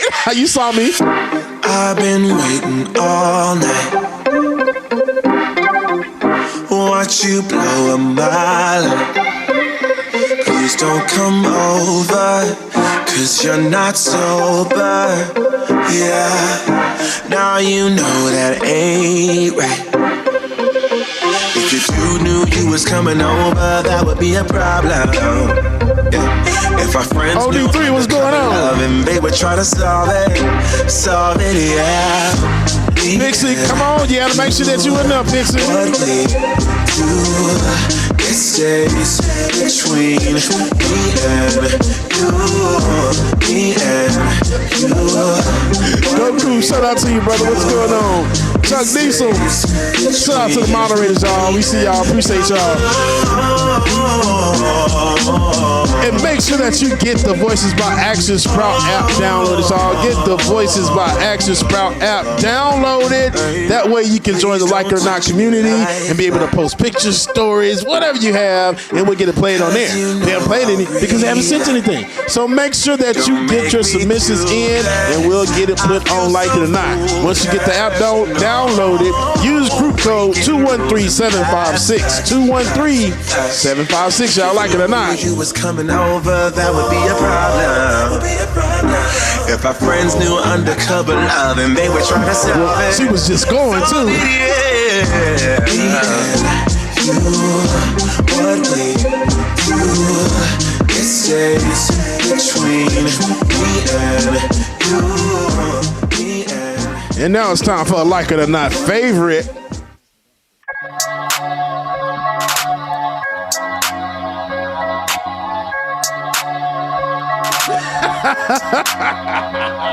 Hey, slide to the left, slide to the right.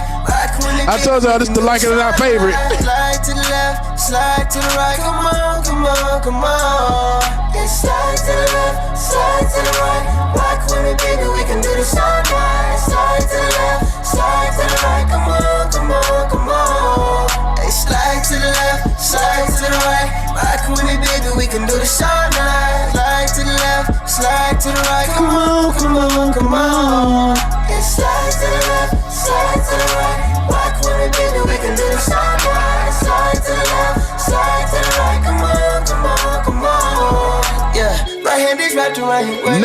Hey, Courtney. The Nat Squad. Shout out to the Nat Squad in the building, y'all. Courtney, what's going on? Your favorites, I'm digging your flavor, yeah, yeah. Cause if let this be real inside. Hey, slide to the left, slide to the right. Rock with me, baby, we can do this all night. Social Democrat, every man mine too. Like, let me slide over. Slide to the left. Slide to the left, slide to the right. Rock with me, baby, we can do this all night. Slide to the left, slide to the right. Come on, come on, come on. Hey, slide to the left, slide to the right. Rock with me, baby, we can do this all night. Slide to the left, slide to the right. Come on, come on, come on. Yeah, slide to the left, slide to the right. Rock with me, baby, we can do this all night. Slide to the left, slide to the right. Come on, come on, come on. Go. I love you, mama. Yeah. Hard worker, curse you but won't hurt you. Respecting good manners will get you a lot further. The things that my grandma would say after church service, the things I repeat to this day. Hard work. Martha, good morning, good morning. Baby, that's who raised me. Mama, you might be a little delayed, but you're here. That's all that matters. And we thank you for being here. That's about the gifts they gave me. Put your hands on my mama, homie. I Mama go crazy. Bina, good morning. I'm getting a little closer. Love only gets stronger. We talking a little longer. Was more than just a donor. My sister, brother, and father. Strongest woman in my corner. I'm talking about my mama, yeah. If it wasn't for her, then it would not be me. Evergreen, what's going on? Yes, Aurora, the mama song. My mommies represent. Shout out to all the mamas that's in the building. Mamas. Then it would not be me. I got nothing but love for all my mommies representing. Always gonna care for me no matter what, she there for me. From tutoring to therapy, my mama had the answers, G. Magician with the ring, she made it happen magically. Leave my jacket at the park again and that's an ass beating. If she say no, then she mean no, she don't need a reason. You ready? I always had the latest kicks during tax season.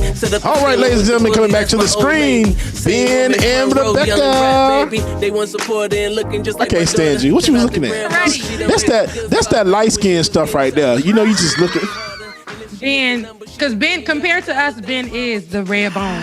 Oh, you're talking about. See, this all started for people wanting to know what the hell is going on. It started because we were talking about blushing. And I'm like, as much as I can blush. And Rebecca was like, child boo, you could blush plenty if you're light skin. So there you go. That's context. So, basically. We're going to move on because I can stay on that up forever. But Right. On We do have Wednesday. some news to come. And we got some news and another guest. So it's in your hands, Rebecca. Another guest. So right after this, we're going to have a old friend back on, and that's going to be great. But I really want to go into this Cori Bush conversation. On Wednesday, the House debated a bill on police reform called the George Floyd Justice in Policing Act. This bill had previously passed the House last year by a 236 to 181 vote, but it was not considered by the Republican-led Senate and was opposed by, of course, at the time, President Trump. The House has voted again on this bill last night. And during the floor debate, on the George Floyd Act, Cori Bush gave this passionate, real, in-your-face speech. And I need you guys to drop everything you're doing right now and take a listen.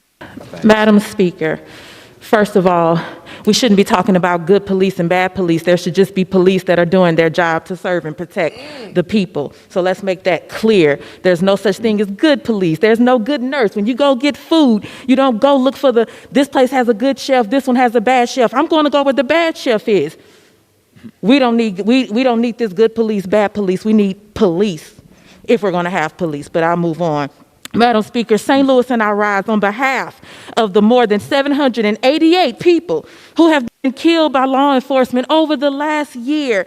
We rise 30 years to the day after the ruthless beating of Rodney King. We rise in honor of Breonna Taylor, who was brutally gunned down by police in her home last March. We rise for George Floyd and all those who have been killed by police since his torture and murder.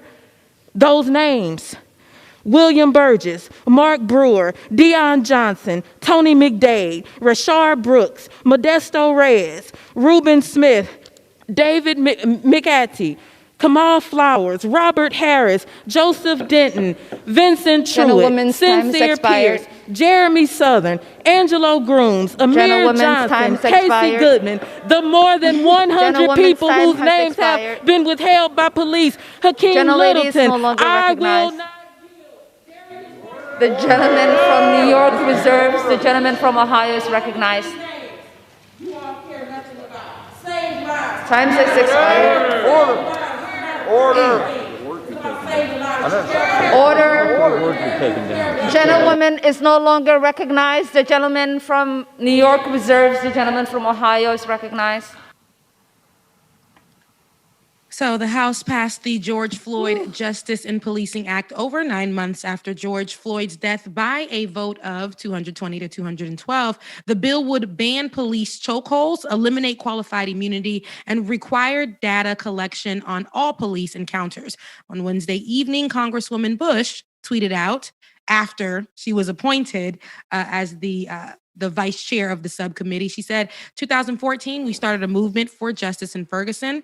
Today, we were appointed vice chair of the subcommittee that oversees policing. The fight for Black lives doesn't just have a seat at the table. We're continuing to lead the way. And just for a little bit of context on that, Cori Bush was appointed vice chair of the House Committee on the Judiciary's subcommittee on crime, terrorism, and homeland security. So this itself is history. I was discussing with Ben in our backstage, in our virtual backstage, I don't understand why this isn't news. I dropped this in our producers' chat yesterday, and they couldn't find where it was. They thought it was something that she said before. I'm like, nah, that was done today, just a few moments ago. Now, if this was somebody else saying some BS, one of the white representatives or whoever about Dr. Seuss, which has been in the news cycle for about 2 days now, that would have made news. But this is such an important topic, such an important conversation. Cori Bush being vice chair of this particular committee that will change so much, that will help in changing so much. Do you know how long it took us to get here? Do you guys understand how long it took us to get here? She was somebody on the front lines in Ferguson. That's it. And now she's here at creating the whole thing, leading the charge and making changes. This is what we need to see, and this is what needs to be news, and these are the people who should be celebrated. So yeah. No, you're so right. Like, they're talking about Dr. Seuss on the news. Like, The number one thing that people, somebody deal. jumped in, like somebody jumped in my mentions about, not my mentions, but on Facebook saying, Ben, like, you're not upset about the Mr. Potato Head no longer being a Mr. I'm like, is this really what media and politics has become? They would rather you be upset about the gender of a potato toy, not even a damn potato, but a potato toy, than all the people who are killed by police officers every single year. They want you to be upset about this imagined war on Dr. Seuss than actual lives being taken by police officers every single year. In fact, Tucker Carlson is going to do a segment tonight, I guarantee you, about the atrocities of cancel culture because we're canceling, or whoever is canceling Dr. Seuss, and because of Mr. Potato. They are more concerned with that. And then what he's going to do is blame drug use for George Floyd's death versus the fact that we saw the video of Derek Chauvin kneeling on his neck for 8.5 minutes. So, Rebecca, I think that's the only context and the lens that we need to really consider this through, because, of course, she's speaking truth to power, but she's been speaking truth to power since she was in the streets on the front line. Like you said, like, she's a nurse, she's a minister, she's an activist, she's done all these things. She's been speaking truth to power, and now she's in the halls of Congress with the position of power, and she's actually acting on it. And they got us out here talking about a damn potato head. That's America in 2021. But it also shows us how, I dare say, racist the media is, and how they will pacify the people. This is a good example of how the Democrats run. They'll pacify certain people and make it look good in the fluff over here, understanding that they can be a little racist, and they don't want to be so radical, and they don't want to be X, Y, and Z. And if they do mention this, it's going to place people like Joe Biden at the forefront of, what are you doing? Because you got this woman over here holding it down. What are you saying? What are you doing? How are you doing it? You know? So this is why I think mainstream media misses the mark. And, this is her first term. She's been pushing. She's been so vocal. I'm pretty sure people want her to shut up and saying, you need to get hazed. Like, you need to go through the process. Right. Only in her first term, within days of her being there, she had to experience a terrorist attack. Right. And then she still had to pull up to work and still come speak about things like this, and start up a committee like this, and be rebellious, something that is probably not common on that floor, at least by Black and brown people. Okay. Until just recently, and we're getting the firsthand look. We've never been this so connected to our congresswomen or other representatives like we have been now, because we can see them, and we should be following them, and we should be hearing what they're saying. And this news of her heading this committee should be something that is mainstream news. It should be everywhere. But since it's not, it's going to be right here on Like It or Not. And I'm glad that we were able to educate you guys on who she is and what she's doing, and how it's going to help all of us, Black and brown people, when it comes to policing. Now, she said something very clear. Now, she may want to do away with policing, but if we're going to have policing, we're not going to have good and bad police. We're going to have police that do their job. Hello. Why? Because why are they okay? Why are they okay with the idea of good cops and bad cops, right? I'm glad she actually just kind of blew that dichotomy out the water. Like, why? Especially when all cops are licensed to kill. Like, we won't put up with a bad chef. Y'all want us to put up with a bad cop who can come in our community and gun us down and get away with it, and we can't hold them accountable because qualified immunity, right? So it should be completely unacceptable, Rebecca, like you're saying. It should be completely unacceptable that we simply are okay with the idea of good cops and bad cops. Because if we can't have all good cops, then we don't need to have no cops, because nobody should have a license to come in our neighborhoods and gun us down, and we just sit back and say, oh, there's a few bad apples. Yeah, that few bad apples just kill somebody. Right. I think a good person actually to discuss the media component of this actually is our next guest, Professor Matt Sienkewicz. Professor Sienkewicz is a longtime supporter of this show in every iteration, whether it was Like It or Not the very first time, the Benjamin Dixon Show, as well as this version of Like It or Not. He is also the chair of the Boston College Communication Department and associate professor of communication and international studies. His research focuses on the intersection of media studies, American soft power, and foreign policy. I want to, Professor, first of all, thanks so much for being here. How are you, man? Oh, I'm doing all right, Ben. Thanks for having me.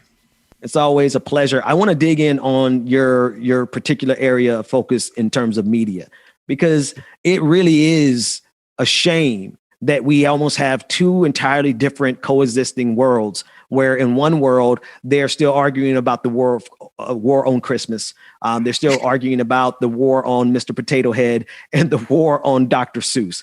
But in the real world, we have people who are dying from COVID-19. We have people who need checks. We have people who are victims of police brutality and police violence. And there's just a little glimmer of the real world represented on television occasionally when it benefits their ratings. Talk to us in terms of why. Yeah. Not just the how. I think we understand the how because there's money behind it, but why do we have these two parallel worlds where the truth can barely break through and they're talking about Mr. Potato Head?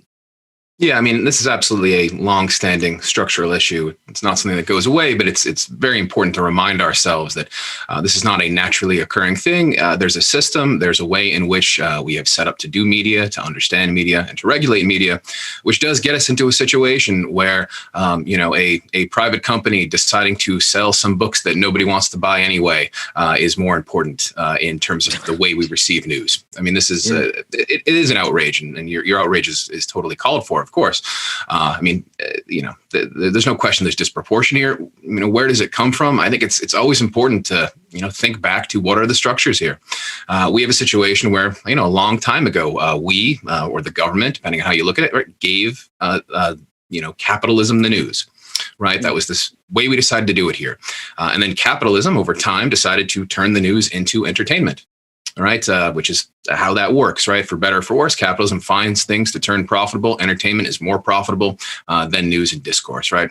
Then we had technology that came along, eventually leading to where we are with social media, right? Technology made entertainment personalized, made it immersive. And then capitalism discovered that the negative emotions are what are most able to get people personally immersed. So you get the system which starts with sort of giving up on the idea that discussion, debate, or information should be in any way separated from our general consumerist system. And then the technology eventually catches up to us, right? It was a mistake to probably go in that direction in the first place, at least as radically as we did. And we certainly did not see the way in which our computing power, the algorithms, the way in which social media was going to operate can just feed us these little sort of very small windows into the world that are optimized for what they call engagement, right? But so much of that is reinforcement. So much of that is heightened emotions, right? And that's where we are. It seems it asks a weird psychological question, right? How could people be more upset about a potato, pretend potato, than about the issues that affect people's lives? But in fact, they are, and the computer finds that and feeds it to them. And you could psychologize why, right? It's easier to think about that than these hard questions. Get angry about something that you don't have to be scared of. I think that's where we're at. The structures, right? The way you broke it down in terms of how we got here, capitalism found out that it was extremely profitable to make news entertainment, right? Here's the thing. At this point, it's going to destroy us. At this point, the algorithm prioritizing our anger, our emotions, and also taking us down rabbit holes that are destructive, right? So it's not just taking us down. The algorithm doesn't take us down rabbit holes of anger and frustration around systemic injustices and the environment and how do we make the world better. These algorithms that are making trillions of dollars for Silicon Valley are taking people down rabbit holes that reinforces destructive behaviors. So how do we break free when the technology has compounded the situation to make it even worse than what even Marcuse was talking about when he was complaining about the entertainment complex? Now imagine the entertainment complex with algorithms that make trillions of dollars in wealth. No, I mean, you're right. And it's a really big question. If I had a simple answer, right, I'd be screaming it, right? It's incredibly complicated, but you're right. I mean, and I think the way you put it's nice. There's a certain kind of rage and anger that goes well, but it's not what you might call, righteous or justified, right? It's these things you can be angry about, but not have it impact your life really, right? You can be really angry about the potato. Again, this is beyond me. I don't even know how to take it seriously. But you can be angry about it, right? And you can get really angry about it, but does it impact anything else in your day? right? Does it make you have to think about your life decisions? Does it make you have to engage with anything else? Not really. It just lets you be angry, right? There's no sort of action item. I mean, maybe you write some tweet or whatever, but there's nothing there, right? And that's the kind of thing. It's the perfect balance, right? It gets people's emotions up, but it doesn't disturb the system in any way, right? It doesn't disturb the rest of their lives, right? Whereas, getting angry about things that should make you angry, one of the problems is that it really, makes it hard to sleep at night, or makes it hard to go to work, or to keep doing the thing you're doing. So, okay, that's the problem. I think you put it nicely. I'm trying to sort of contextualize it. It makes sense. We got to talk about regulation at some level. We just have to. What does that mean? It has to be, we have to find a way to create a regulatory system that looks at social media and understands what it is, right? Understands that on the one hand, it's a private company, Twitter, Facebook, whatever. On the other hand, it draws on public resources in a number of crucial ways. And of course, it has serious public interest ramifications. Problem is, it's very hard to sort of create those structures in a way that they don't just get torn down whenever the other side of the political aisle takes over. If we're serious about it, though, we have to go in that direction. It doesn't have to be, the government redlining tweets, right? But transparency, greater understanding of what's going on, and something outside of these companies that plays a role. I feel like, and hey, Matt, how you doing? Good to see you. It's been a while. It's very nice to see you. And nice to see you too. But I feel like it. When we talk about regulations and we talk about how to get us, get our voices heard, it took us a while, and I'll say, especially for the Black and Brown community, to even get their voices in these particular spaces. And then when we started getting our voices amplified and having more people look at our content, they started allowing us to monetize, but they capped that. So, so taking that away from us, we still kept moving and going. And now it's to the point where if it's not like you said, if it's not something about Mr. Potato Head, if it's not those kind of things that can pacify people, that are things that, how long is this going to make me upset for? Is it that serious? They really think about those things, because if we do hit them with, a George Floyd video, or a video breaking down the system for what it actually is, that's going to start, it's going to start a war, right? It's going to have people questioning systems. It's going to have people going into work, talking to they employers crazy. That's how they feel. That's how they feel.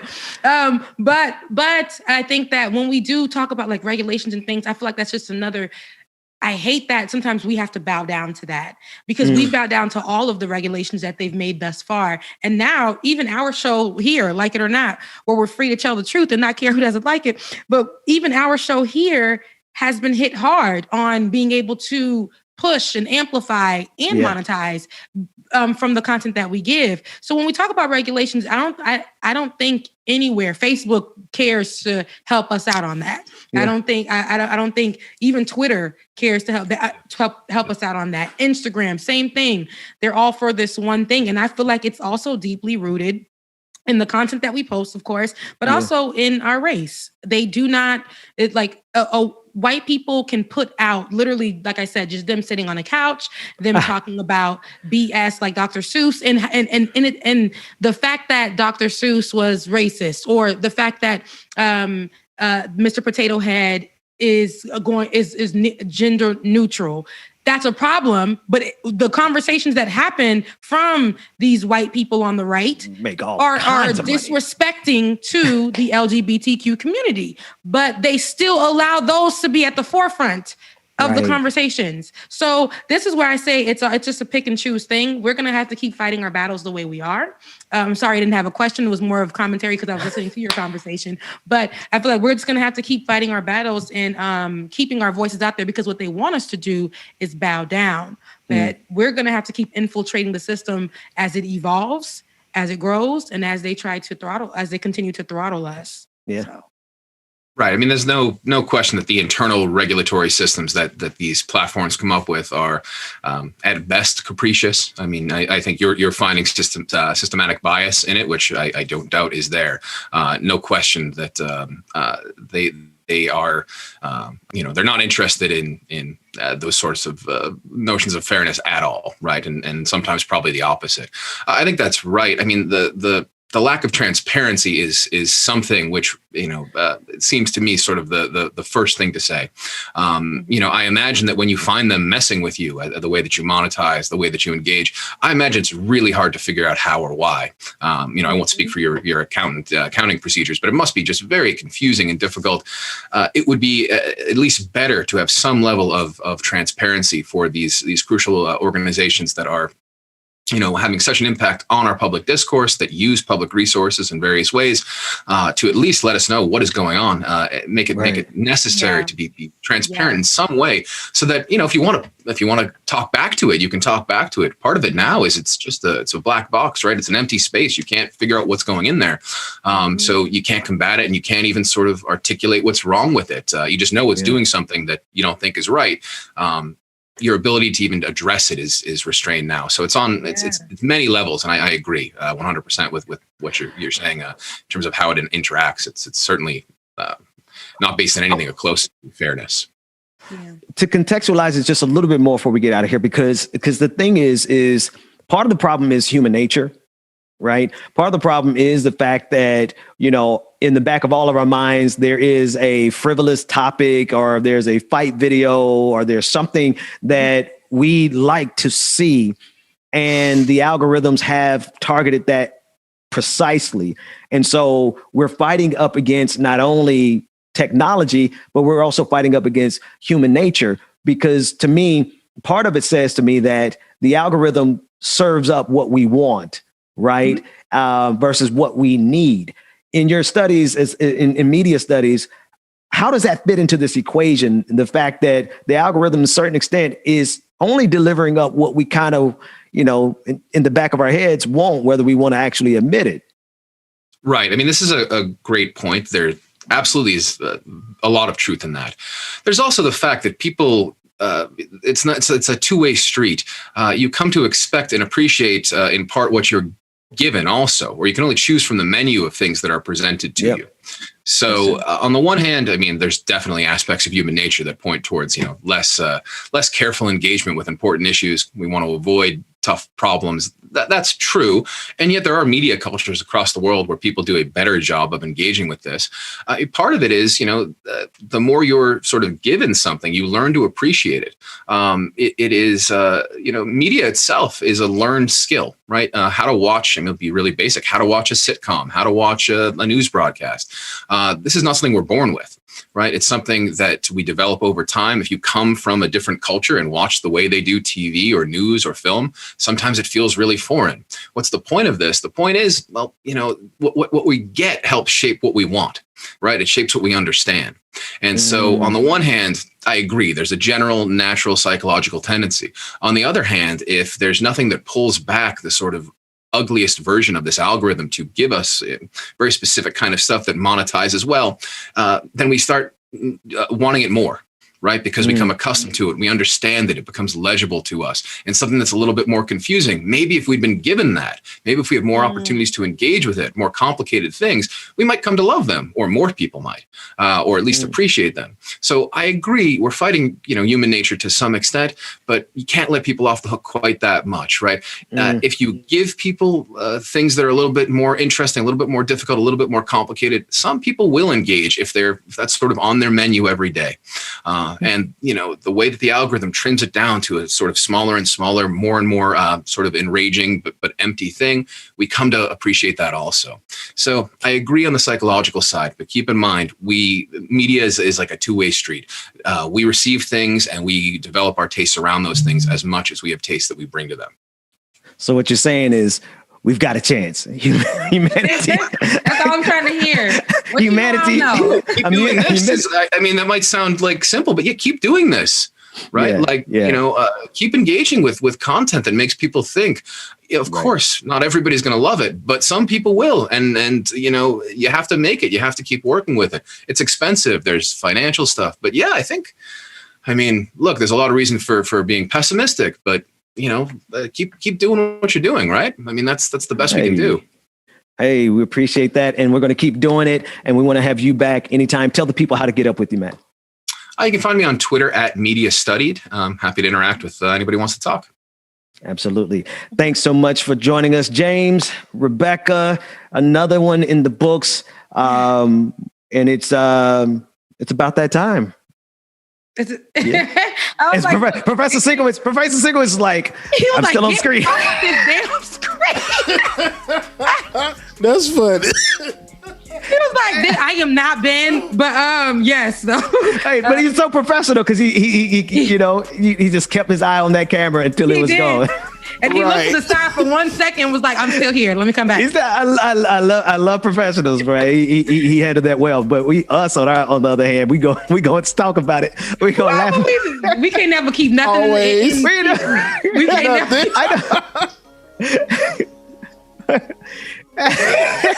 We love it. Rebecca, I got nothing else. My voice is a little bit tired. I'm gonna shut up here. What you got? And then James, is your world. All right. So I wanted to just tell you, not you, Alexa. Alexa, stop. See, you got that double over there. Alexa, no, do you work for the CIA? Now, what I wanted to tell you.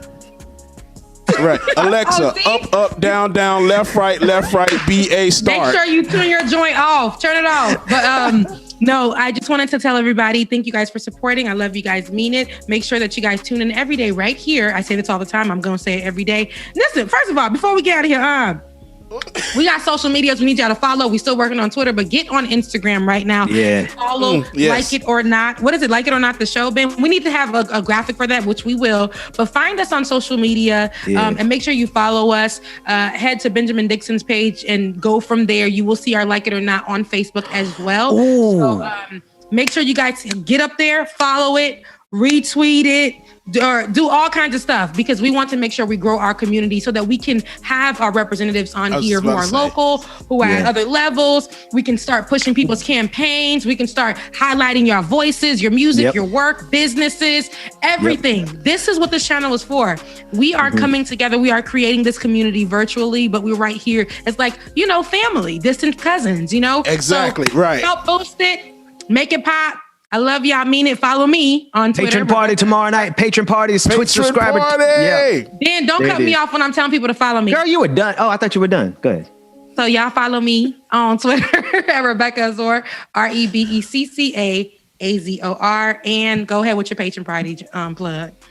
I'll be there. I'm trying to get everybody paid. Y'all go to patreon.com/BPD show. Become patron. Yeah, because you be skipping out on the patron parties now. So Patron party tomorrow night. Yeah, me too. Me low key, like I don't make it past midnight. James Ben get the first hour in and then he be sleeping the show later. I mean, no, that's why I wear my shades. I be putting on my shades and I just be like that, like I'm just, trying to vibe, but I be so asleep. That said, we're gonna be there at least. I'll be there at least till midnight. I know James gonna party as long as y'all keep tipping. That's the way that goes. So James, it's your world, brother. Bye. Love you. Man, love y'all. See y'all tomorrow. Love you, mean it. See you tomorrow. Everybody's talking about the Alexa's going crazy. Sorry, y'all. All right, so I hope y'all enjoyed the show this morning. I know I have. It was excellent. So we're going to rock y'all out for a few minutes. You know how it goes. It's Thursday, and corporate America is calling our names. Yay, corporate America. Don't waste your time, 'cause I'll be your enemy. If you want love, look somewhere else. Heal for nothing. Just give it up. I'm not your girl, 'cause I only love me. Don't get me wrong. You and I could have fun together when I feel done with having fun on my own. It's better to care for yourself than rely on somebody else. So don't get me wrong, I'm just riding alone. Just walk away, 'cause I got no intentions of hanging out with you tonight. Don't look my way. If you want a problem, I'll give you a problem, alright? Shout out to everybody that's still in the chat room rocking with us. Make sure that you hit that like button, y'all. Make sure that you hit that like button. You got the wrong, you got the wrong, you got the wrong girl, girl. You got the wrong, you got the wrong, you got the wrong girl, girl. This is my time. Walking to my grave, okay? See how I shine when I'm alone. Nothing can stop. And make sure that y'all go ahead and get that Voices by Action Sprout app. Download the Voices by Action Sprout app. Join the Like It or Not community by using group code 213-756. 213-756. Make sure that you get your stories, pictures, whatever it is, shared, and we'll get it played on there, y'all. Make sure that you join. Susan, thank you so much. We appreciate that. Killer Cuts, we appreciate that love. Appreciate the love, everybody, man. Just walk away, 'cause I got no intentions of hanging out with you tonight. Don't look my way. If you want a problem, I'll give you a problem, alright. If you want love, just give it up. You got the wrong girl. You got the wrong, you got the wrong, you got the wrong girl.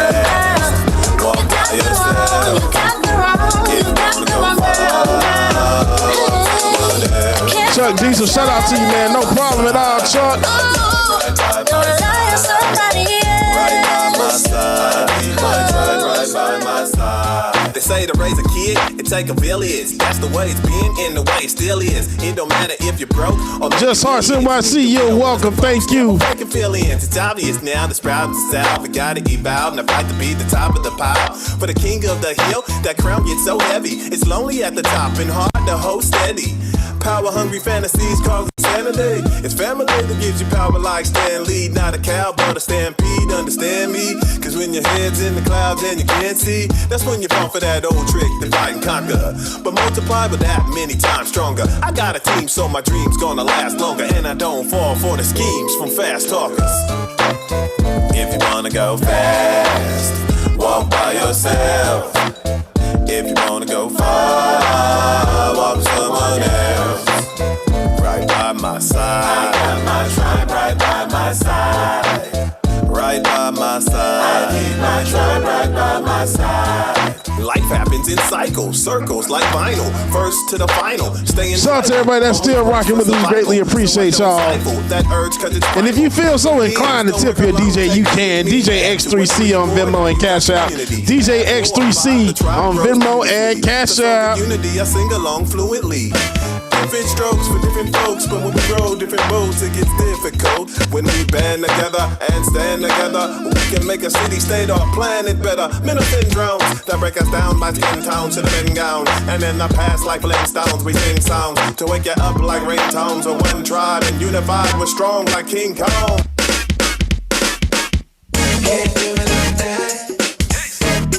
Nessa Jones, thank you so much. I appreciate that.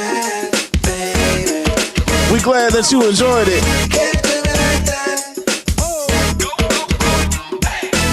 Aurora, thank you, ma'am. I appreciate that, Aurora. Yo, I was looking for a girl that was looking for me, and then I saw her and asked her if she wanted some tea. But Elizabeth, love, Elizabeth. Thank you so much. In a trip to my beach house, grab the chrome and take her home, and then we cap the dome, but take it slow, cause I be liking every stroke of this brush we painting on the picture, until she busted out the book and started giving scripture. I don't really mean to say all your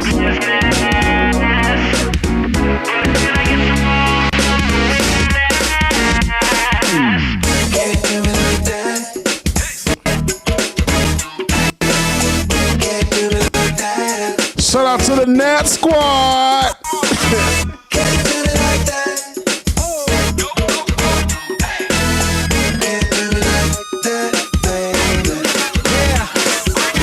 And now I'm looking at you like you were my closest cousin, and I really can't picture trying to be your husband. So I got a jet, try to catch a destination, or better yet, I need a doc for an operation. Get me out of here, I need a drink pronto. Catch a horse like the wind, call me Tonto. Hide away in the safe of a grotto. If this is a taste of my luck, I'm not playing the lotto.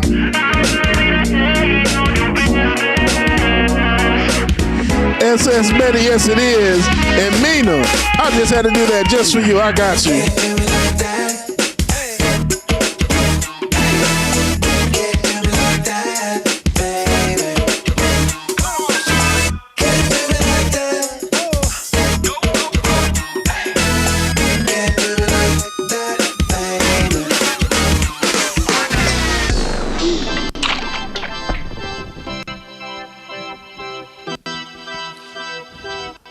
Pierre, you can join our Patreon. Go to patreon.com/the BPD patreon.com/the BPD show.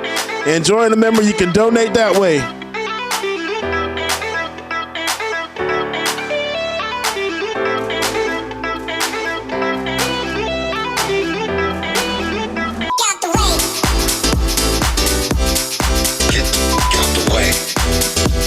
Mac Bubba.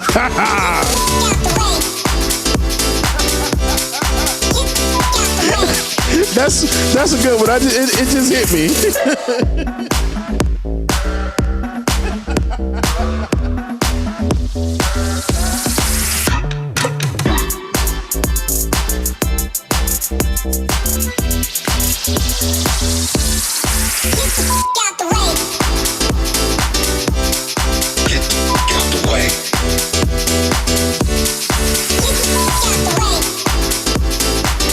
Shout out, Brittany. Y'all know how we do. Aurora, right? It's my song, too.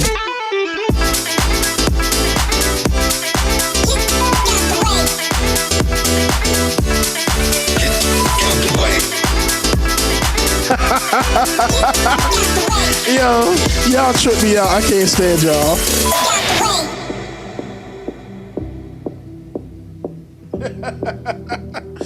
Make sure that y'all are in the building on Friday, y'all. Oh my gosh, make sure that y'all are in the building.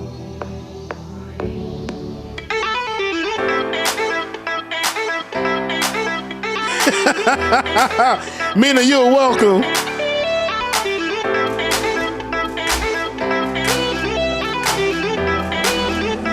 Chuck Diesel, don't throw nothing out, sir.